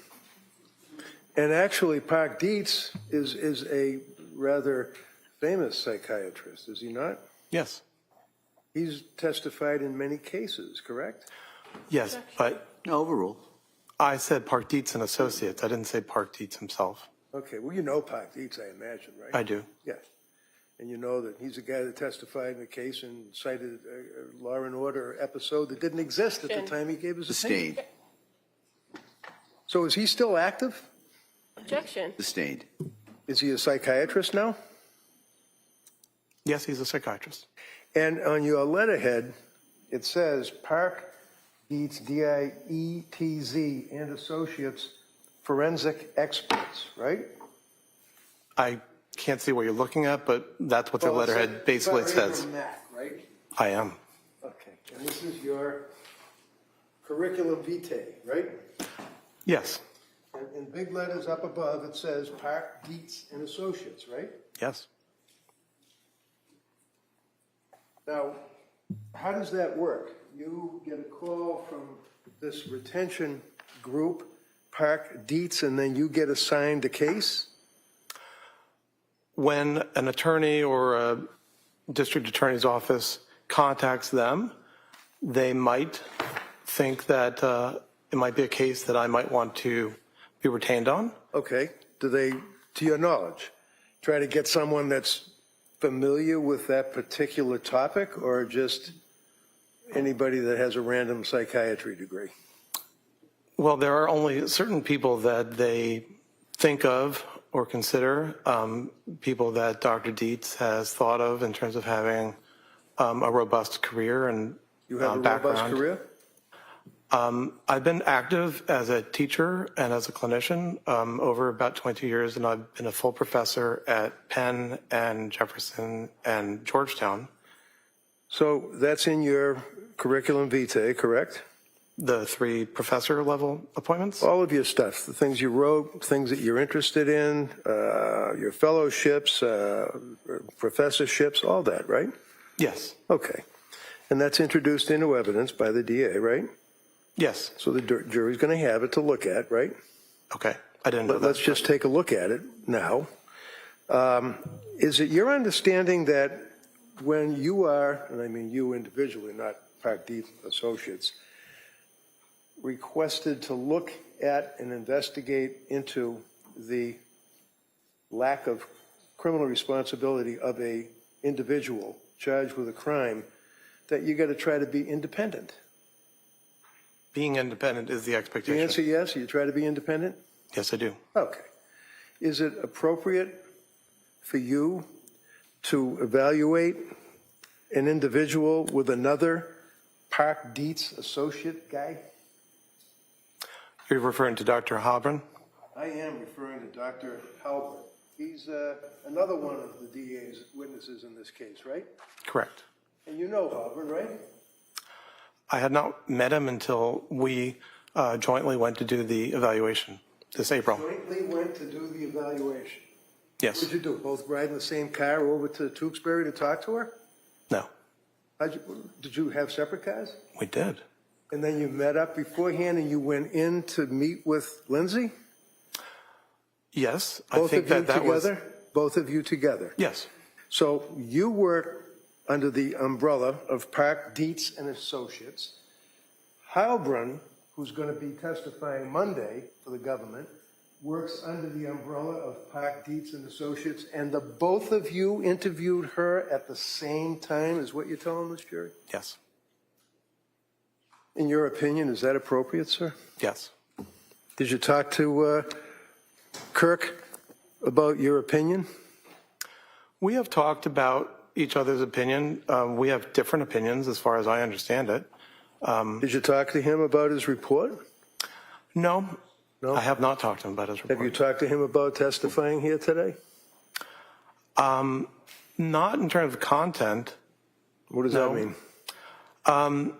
The other day he called me and said, what day are you going up to Boston? Okay. And Shipping up to Boston. Did you tell him? No, I wasn't sure what day I was going up to Boston. Okay. Did you review his report? I have reviewed his report. All right. And has he reviewed your report? I don't know. I assume so, but I don't know. Now, looking at your CV, you indicate that you're educated at Cornell, you got your medical degree, you had some fellowships. Do you have any particular interest in your practice, sir? Yes. And you have licensure in Delaware, right? Yes. Pennsylvania? Yes. District of Columbia? Not at the moment. It says 2005 to the present, but not anymore. Well, I'm not sure what date that CV is, but I allowed my DC license to not be renewed. Maryland? Same, I let it not be renewed. New York? I actually renewed that recently. Massachusetts? No, I haven't had that since I left here. South Carolina? I haven't renewed that in many years. Connecticut? Same, Virginia? same. So what does that mean, that you have licensure? Does that mean you can be a psychiatrist in these states as long as it's active, or what does that mean? Licensure means that one can act as a physician when your licensure is in effect, yes. Okay. And as far as professional and scientific societies, you belong to the American Academy of Child and Adolescent Psychiatry, right? Yes. You belong to the American Academy of Juvenile and Family Court Judges, is that correct? I don't belong to that group at the moment. Well, did you? Is that on your resume? Yes, there was a moment when I was the representative from the American Academy of Child and Adolescent Psychiatry and the American Psychiatric Association and also the American Academy of Psychiatry and Law, of all three, to the National Council of Juvenile and Family Court Judges. So at that point, I was a member of the National Council. So I asked you about your interests or focus as a doctor. Would you agree, sir, that one of the things you put down is that you were involved in ad hoc reviewerships in the Journal of American Academy of Child and Adolescent Psychiatry, right? It does say that, yes. And then American Journal of Addictions? Yes. Pediatric Quality and Safety? Yes. That's dealing with little kids, right? Pediatrics? Well, at the Children's Hospital of Philadelphia, we see patients up to 24. Okay. At Nemours, I believe up to 21. So you also express interest in child psychiatry. This comes under academic responsibilities. Child psychiatry, right? Yes. You have been involved in the doctoring course for first-year medical students, right? Yes. Supervision of adult psychiatry residents, right? Yes. Clinical evaluation, Department of Psychiatry, dealing with children and adolescents, right? I'm not sure that last one that you read, but... Number 8 on... No, but what does it say in its entirety? Ongoing clinical education of PGY3 residents, Department of Psychiatry, Georgetown University Hospital, Institute for Children and Adolescents. Do you mean Regional Institute for Children and Adolescents? Resume, I don't know what it means. I'm just wanting to make sure I'm responding to your question. Do you have it with you? I mean, you can look The at it. Regional Institute for Children and Adolescents was a residential center in outside the Beltway where I served for 3 years. Okay, the focus nevertheless is on children and adolescents, right? Not at that time. What you mean when I was at Georgetown? I'm just looking at your resume. Okay. How about lecture of patient safety and quality improvement in child and adolescent mental health? That something that you were involved with as a lecturer, sir? Yes, about Okay. patient safety and quality, yes. Answer is yes. Yes. Just make it quick. You were a lecturer on a morass returns, adolescent cannabis, doubles lettuce, and other hallucinogen use, dealing with what, pediatrics, kids? Yes. Okay. You also did, under lectures by invitation, that you've been involved with lecturing on wither psychosis in adolescents, right? That was the title of a paper I gave, yes. So the answer is yes, right? The answer is I gave that paper, yes. Okay. Adolescents accused of murder or manslaughter, right? Yes. Okay. Wither psychosis, adolescent killers, a couple of years later, again, maybe an update, right? Right. Divorce for the clinician, right? Right. Divorce legal process and medical, social, and psychiatric sequelae, right? Right. Killer adolescents, drugs, school, and the courts, right? Right. Jumping ahead, 2014, for example, you had the morass returns, adolescent cannabis and other hallucinogens, right? I imagine, yes, I don't know exactly which one you're looking at, but that's the title of a lecture that I was giving. Childhood development and psychopathology, right? Is an interest, right? It is an interest, yes. Childhood development, again, in psychopathology, lecture to the United States Department of Justice, right? Yes. Lecturing to the United States Department of Justice, Department of Immigration, right? Yes. Cognitive bias think tank is another one of the lectures that you gave. Is that correct? Well, it was a committee or a task force that I co-led about Okay. the prospect of diagnostic error when people have cognitive biases. And what's a cognitive bias? Just curious. So when you think about diagnoses, there's always a possibility that an individual is sort of guided to one diagnosis or another based on various forms of preconceptions or biases. So a major part of this concept of patient safety is to prevent misdiagnosis. And there are a lot of techniques that are used in medicine and in this case in pediatric hospitals and also in psychiatry to try to make sure that the users or the diagnosticians' biases don't creep into making the wrong diagnosis. Research publication, sir, dealing with neuropsychiatric systemic lupus, erythematosus, age, and the neurodevelopment model. That's one of your research publications, right? Yes. Dealing with psychiatric classification from the ancients to DSM-4, psychiatric clinics of North America, right? Yes. Alcohol abuse is another research that you did. I've written, edited several textbooks on substance use Right. disorders. Yes. Okay. So in addition to child and adolescent aspects of psychiatry, you're also interested in focusing in on alcohol abuse, substance-related disorders, alcohol abuse disorders, addictive disorders, treatment of addictive disorders, right? Those are some of the areas of interest, yes. Novel risk factors for central line associated bloodstream infections in critically ill children, right? Yes. And it goes on and on with a lot of your focuses on children, minors, probate court, correct? I don't know about probate court, but Well, you've had occasion to do evaluations for probate court, haven't you? you'd have to remind me, there was Okay, a never mind period when probate I court. was the physician leader of the state of Maryland's Office of Forensic Services. Right. So That's what you said on direct, so that's why I'm asking it. But how about the new tools in the toolbox? Proactive prevention of CLABS, 1, in patients with behavioral health and concerns. What does that mean? Well, CLABSI, central line associated bloodstream infections, are something that is a major concern of all hospitals around the country, and preventing them from happening is not only the work of cleaning the apparatus that touches patients, but also we learned that when patients have psychiatric problems, they actually are at a greater risk of developing a central line associated bloodstream infection, which is a significant complication of being in the hospital. So I started that work when I was at Georgetown, when I was an adult, mainly focused on adults. and carried it on when I was at Children's Hospital Philadelphia and at Nemours in terms of the pediatric risks for CLABSI. Okay. How about Clinical Manual of Adolescent Substance Abuse Disorder?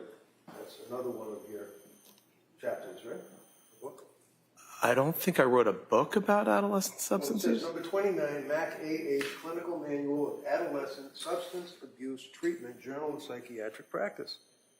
Nothing Yeah, wrong with it. that was a chapter, not a book. But Oh, yes. Okay, but nevertheless, your focus and your interest is on adolescents that like to smoke weed and drink, right? No. Okay.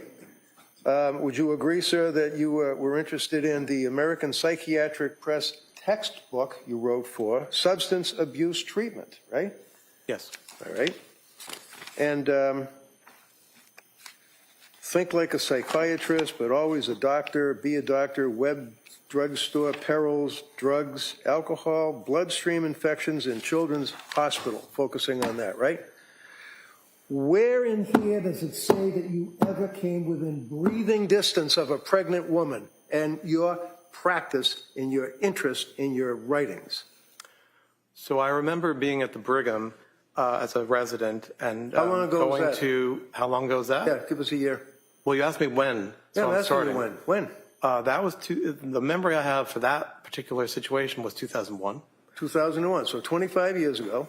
Right. What And did so you do? since then, I went to the Medical University of South Carolina, and then I went to Georgetown, and all that period up until 2015, I was doing general psychiatry work with areas of focus in peds or in addictions, but also with forensics as an area. I see myself as somebody who's a generalist who happens to have a couple of areas of focus. In 2015, I did move from that generalist model to, when I left Georgetown, I moved to the Children's Hospital of Philadelphia and the University of Pennsylvania. And in those years, since then, I've been working in pediatric hospitals, where at CHOP, Children's Hospital of Philadelphia, the age is up to 24, and at Nemours, it's up to 21. So that is the overall area of adult and child psychiatry that I've been working in. Throughout the years at Georgetown, Okay, I would like to answer because I have more to tell you. Let him finish the answer. Go ahead. So at Georgetown, certainly that was all adult, and Georgetown has its own labor and delivery unit. And so that was plenty of engagement with women who were pregnant or who had just given birth. And then at both Children's Hospital of Philadelphia and at Nemours, there are these special units that have been designed for the last several years of high-risk pregnancy units. So actually at CHOP, one of my first roles there was to develop the psychiatry services coverage of the high-risk maternity unit there called the Special Delivery Unit. And I was the co-leader and then the leader of the consultation service at CHOP. And so I led the group of adult and child psychiatrists to tend to the psychiatric needs of that unit.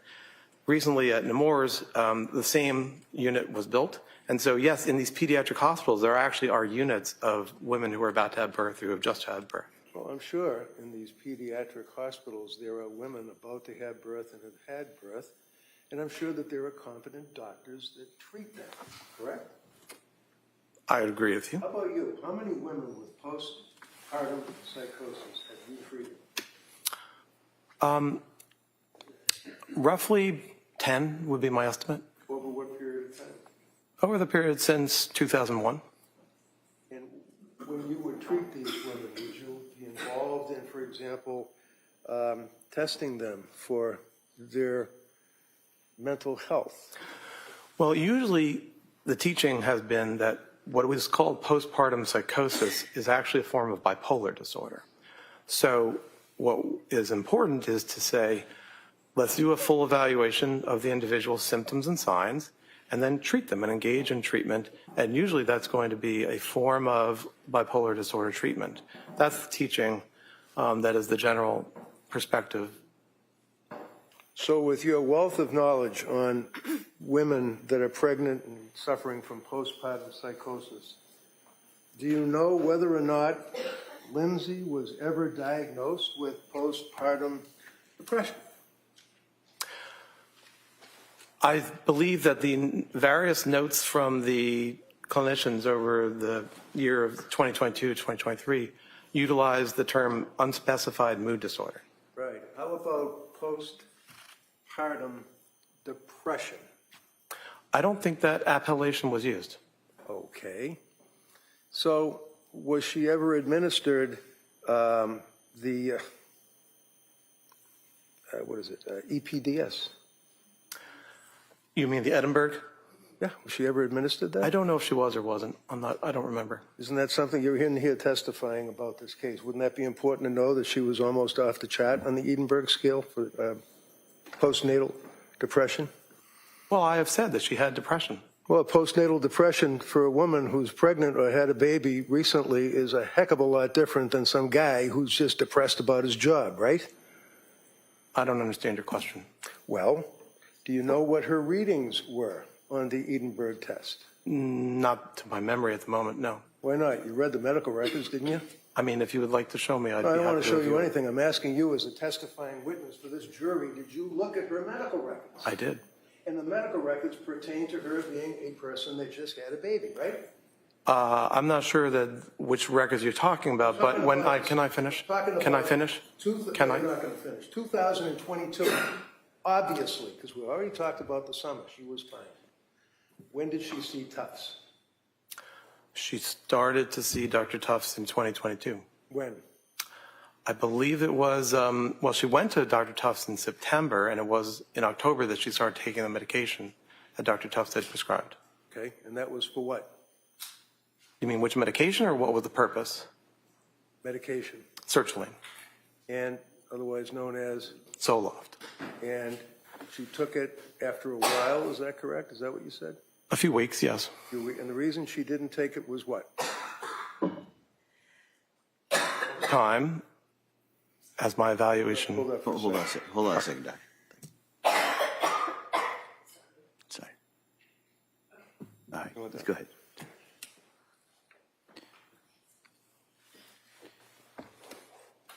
You want me to re-ask that question? I'm okay. Okay. So, over time, Ms. Clancy has avoided taking medications. She's what? Avoided taking medications. Says who? The description she gave me. She told you that? My awareness from my evaluation is that she resists taking medications, and for example, No. Tell me what you mean by she resists taking medications.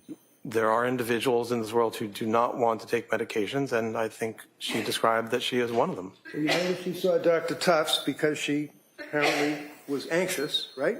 Yes. Prior to that, other than having anxiety about public speaking as a nurse in nursing school, and after she had one of her children, she didn't have any psychiatric history of medications, right?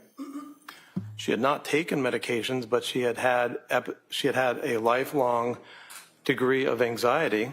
It hadn't been at the level of disorder, but she had had Lifelong? Yes. Okay, how about in grammar school, high school, college? Did she have difficulty that she was anxious? So what I was saying is that anxiety can drive people, but she had a lot of anxiety and she was hardworking, and the anxiety helped her to be hardworking. But when it comes to medications, Okay, hold on. Mr. Reddington, you got go ahead. Doctor, finish the question. but when it comes to medications, she described that she didn't want to take medications. And an example was the time that after the birth of her second child, that sertraline had been prescribed, but she chose to get through her anxiety and depression by exercising. And that is something that people do. But it also highlights that in this case, she didn't want to be taking medications. And I think that we also understand that in the fall of 2022. All right. At this point, I'm going to stop. Next question. My question was, you said that she had a lifelong resistance to taking medication. That's what you said, right? Yes. Yes? Okay. Yes. Then I asked you, grammar school, high school, college, did she have any records, any witnesses, any documents that she had a resistance to taking medication? Only your description to me. She didn't tell you that she was resistant to medication in grammar school and high school and college? What are you making this up? Objection. Yeah, sustain. Next She question. didn't tell you that. I understand her to have told me that generally she did not want to be taking medications. She didn't necessarily specify in grammar school, but that is her basic. College. Yes, I think that her description was as a adolescent and as a young adult, she was not interested in taking medications. You really have that written down somewhere? I'm happy to be proven wrong, but I believe that that's what I understand it to You be. believe that's what it is, you don't know whether you have it written down somewhere, right? Can I refer to my Read report? the whole report, I don't care. Because it's not there.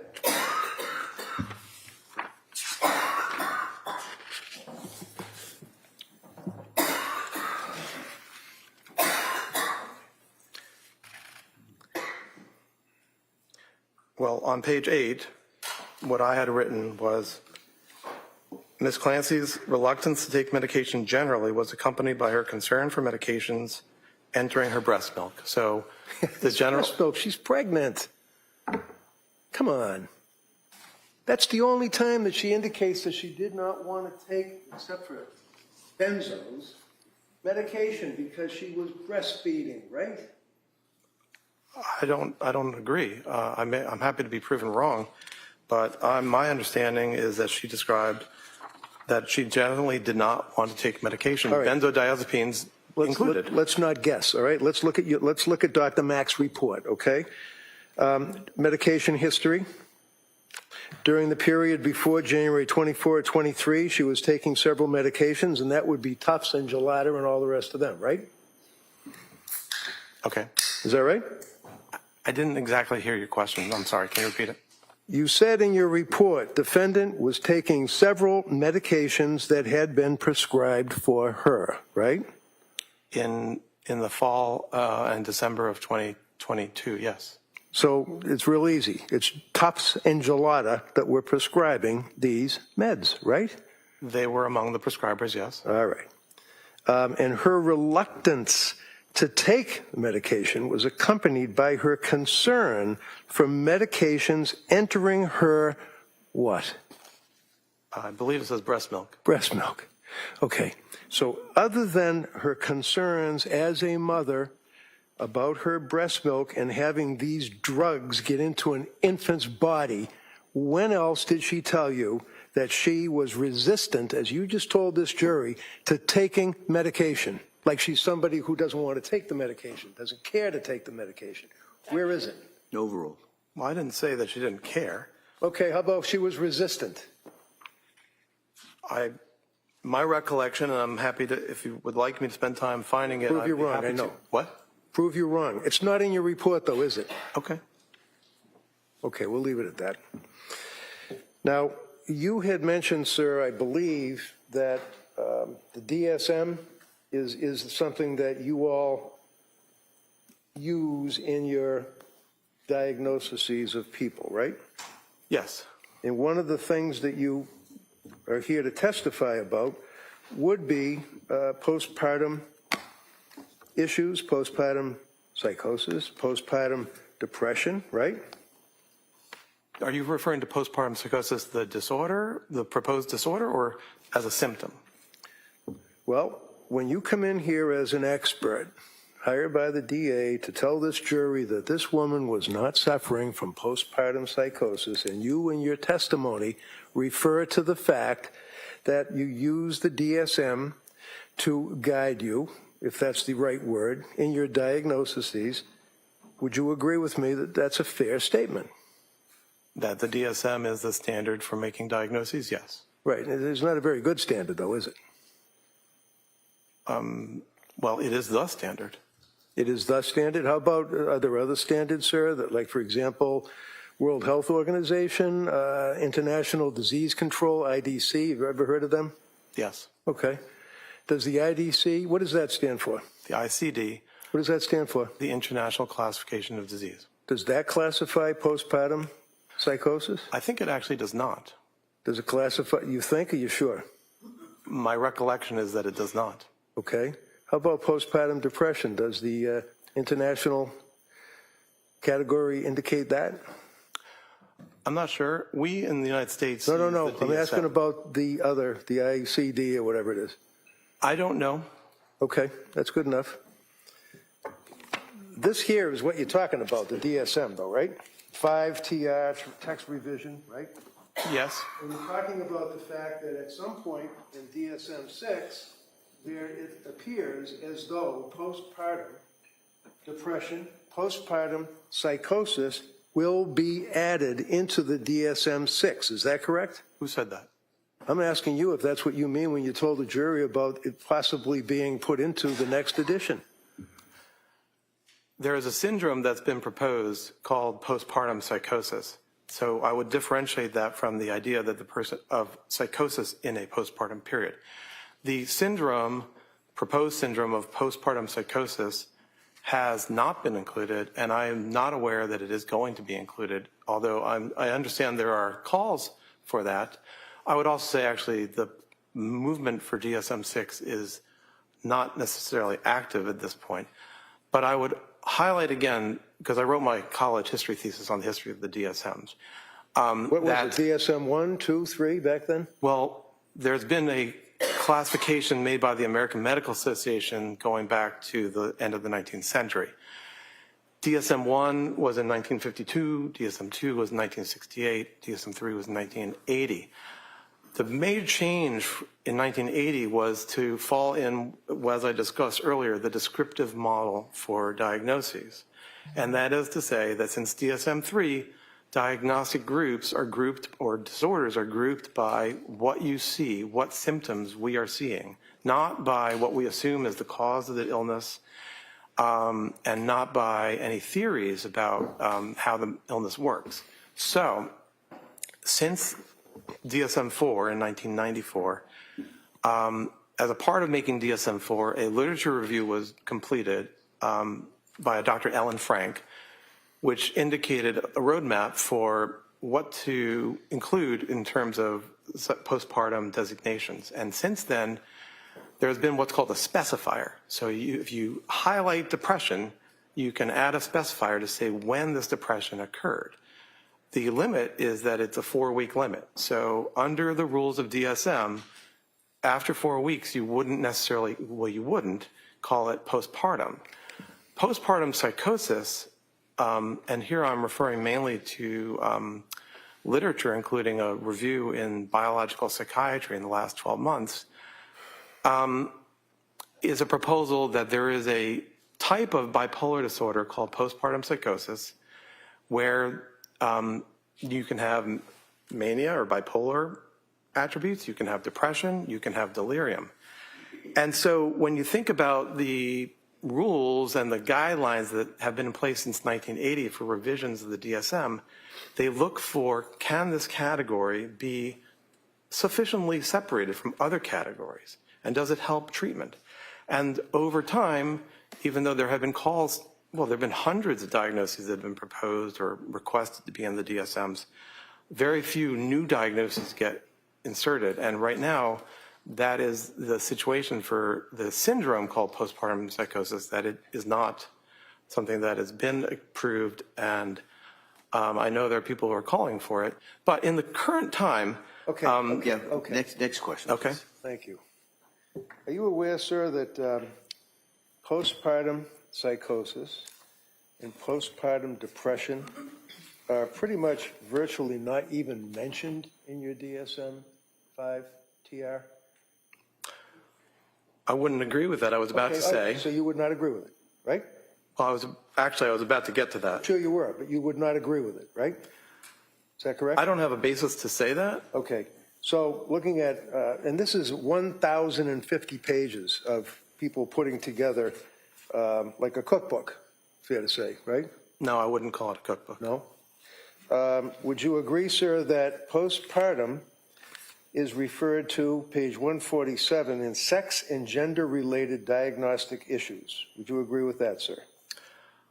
Is that the introductory chapter? This is the chapter, sir, that is pertinent to bipolar disorder. You're familiar with it, Okay, so it's the bipolar chapter. And referencing 147, sex and gender-related diagnostic issues. You're familiar with that, I imagine, right? That's a subset. I mean, that's a portion of the chapter, I imagine, that describes. Right, it's a paragraph. issues. Okay. It's a paragraph. Out of 1,000 pages, it's a paragraph. What's your question?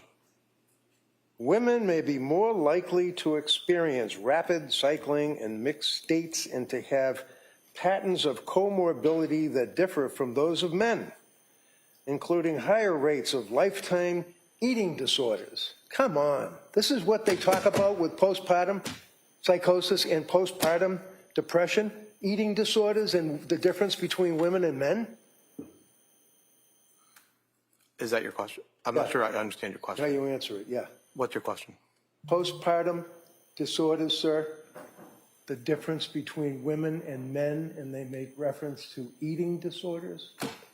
Well, I think the section header, if you don't mind reading it again, was aspects about gender.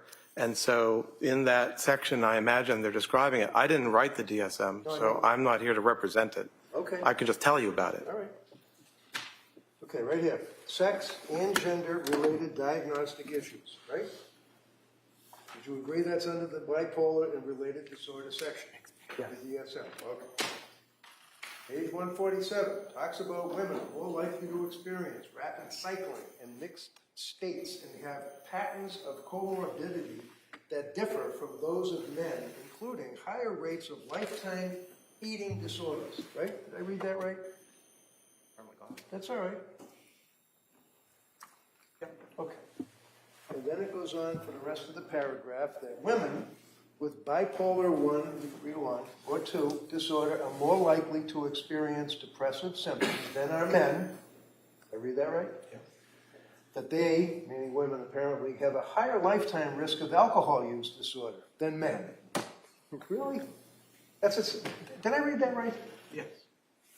And that they also, and much greater likelihood of alcohol misuse disorder than women in the general population. Some women with bipolar disorder experience exacerbation of mood symptoms during their premenstrual time period. Right? It says that, yeah. Yeah.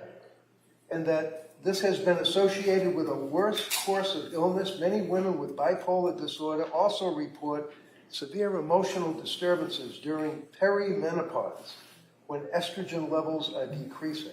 Did I read that right? Sorry. Sorry. Wait, because It does say that. Yeah. okay. And that there does not appear to be an increased risk of mood episodes in pregnant women with bipolar disorder, except for those who discontinue medications for pregnancy, right? Is that what it says that in the It does. DSM? Yes, Right. it does.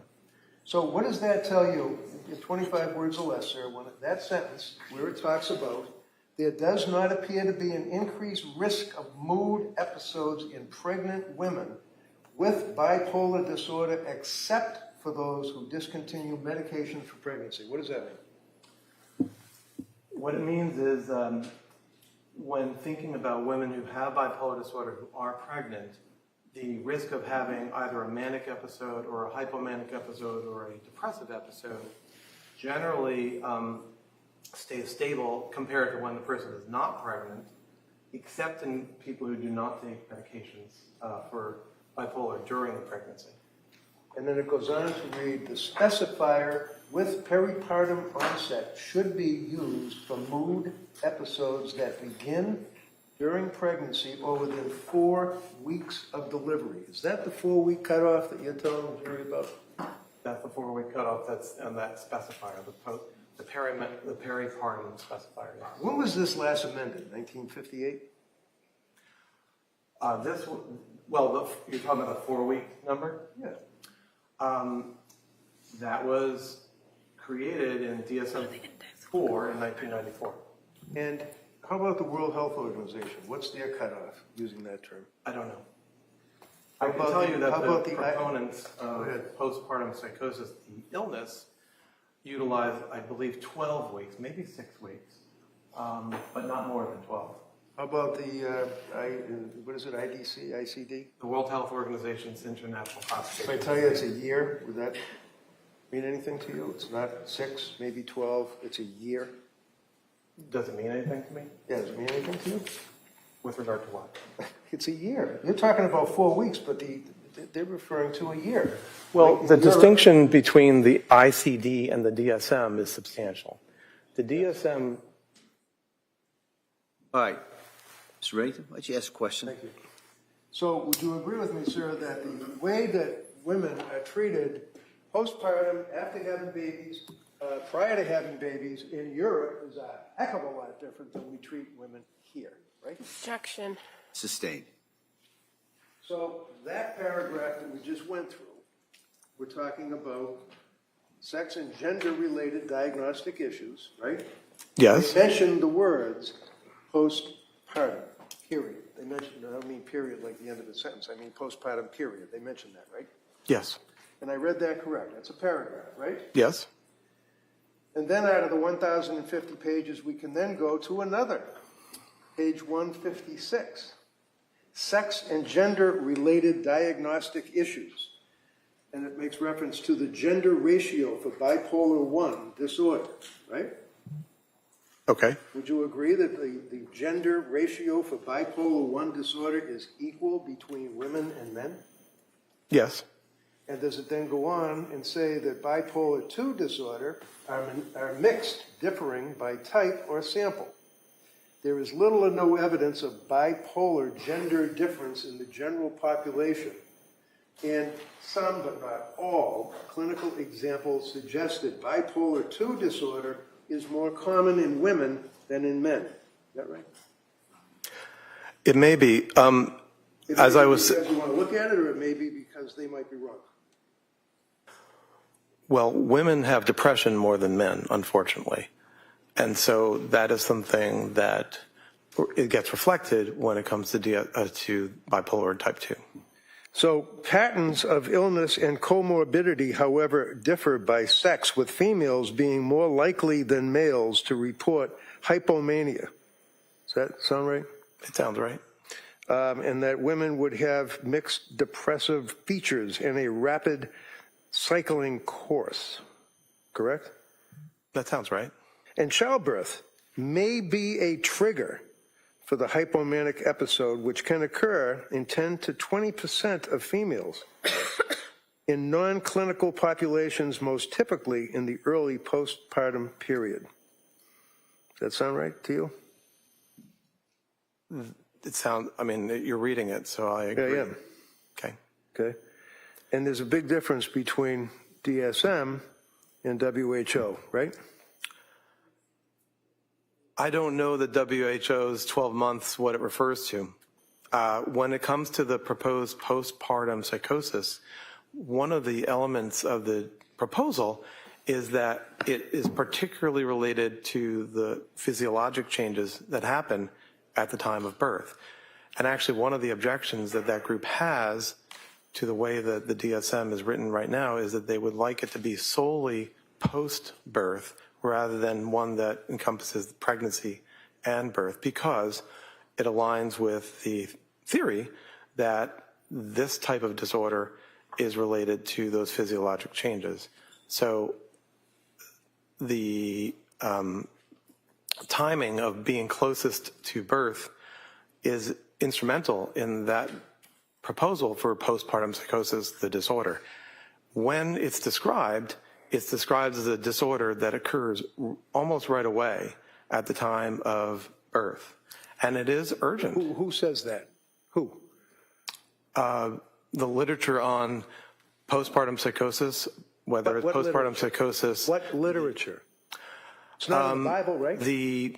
Well, it's not in the Bible, but the reports by the people who are advocates, an expert consensus panel who are advocates for inclusion of the syndrome of postpartum psychosis. And they've been trying describe real it. hard. Let him finish. Well, he's just going to go on for another half hour. I'll finish, Doctor. Go ahead. I don't have anything more, sorry. All right, go ahead. Would you agree with me, sir, as it relates to this panel of people that you're talking about? These are the people that are trying to get postpartum psychosis, postpartum depression into the DSM-6, right? I don't think they're trying to get postpartum depression included because it already is there. In the two paragraphs that I just read? No. Okay, is there somewhere else that talks about postpartum depression? Yes. Okay, where? Well, the report mentions, and I'll find for you what are called the specifiers, where for both bipolar disorder and also for depressive disorders. There you go. Well, it's in there, but I'll find it in the book. Okay. Why don't you look for it? Why don't we do one thing at a time? I'd like to And finish that would be, speaking. you said you're going to find it. Just find it. Okay. And then once you find it, then we'll go on to the second part, which would be asking questions and answering questions. Okay.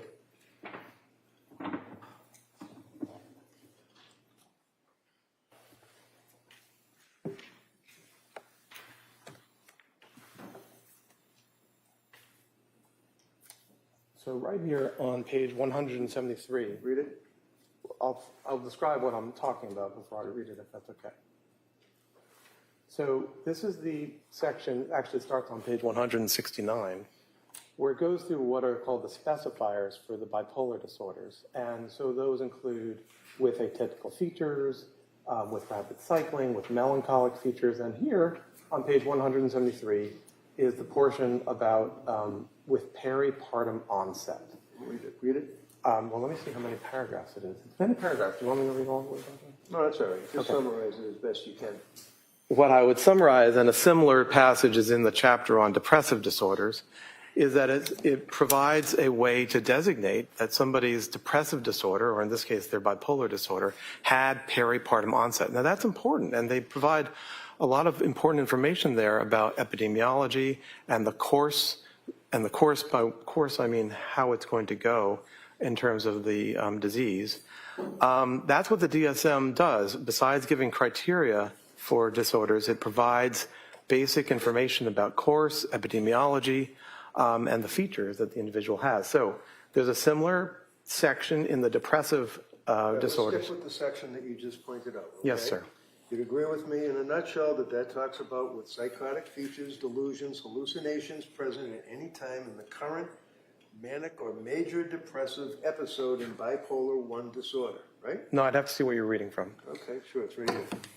Yeah, but that's a different portion. No, that's what you were reading from. Okay, No, so sir. how about down below here where it says with peripartum onset? Yes, that was what I was referring The to. specifier, what's a specifier? So the system has a way where we can emphasize features of a person's illness. Remember, as I said, the groupings in the DSM revolve around the major psychiatric symptoms. So this is the bipolar chapter, there's a depression chapter, there's an anxiety chapter. So here, the specifier is our way of communicating that the person's problem, in this case, has peripartum onset. Okay. And as if I could connect it all, the emphasis on the proposed postpartum psychosis disorder, they object to it being peripartum. They would like it to be postpartum. And who's they? The authors of the expert consensus group that I referred to published a paper in Biological Psychiatry in the last year. About what? I mean, psychiatry covers a large ground. Yes. It's a paper that summarizes information about this proposed disorder, highlights their assumption that it is actually a type of bipolar disorder. Can I just interrupt? What disorder are you referring to? The proposed postpartum psychosis disorder. All right.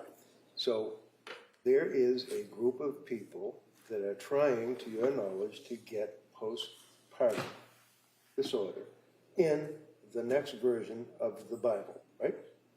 Effectively, yes, Okay. but I wouldn't use all those words, but yes. Okay. And then when you're referring to the peripartum onset, in one paragraph, you're talking about the specifier applied to current manic, hypomanic, or major depressive episode in bipolar 1 disorder, right? Did I read that right? Well, it's more than just one Okay, paragraph. let's just It goes stick on with- to let's all just the stick next with All right, Counsel, let me see Counsel at sidebar here, just so we've got scheduling. Members of the jury, we're going to break at this point, all right? So you know what I'm going to tell you, all right? You've now heard more evidence. You've heard testimony from a number of people. You've gotten more and more exhibits, but you still have to keep that open mind, all right? Because you haven't heard all the evidence. You haven't heard the closing arguments, as I've said before. You haven't even heard the law that you are to apply to this in arriving at your verdict. So I'm going to stress, as I always do, don't talk about this case, don't read anything about it, don't listen to anything about it. Just really guard against that and really keep an open mind, all right?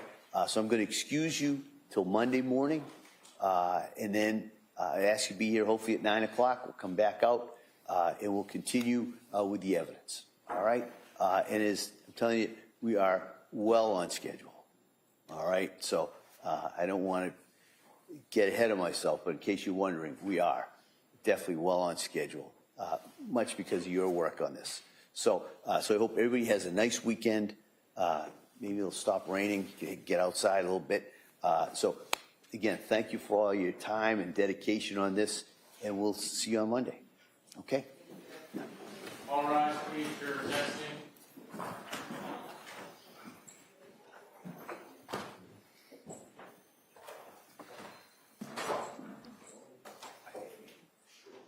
That doesn't need it.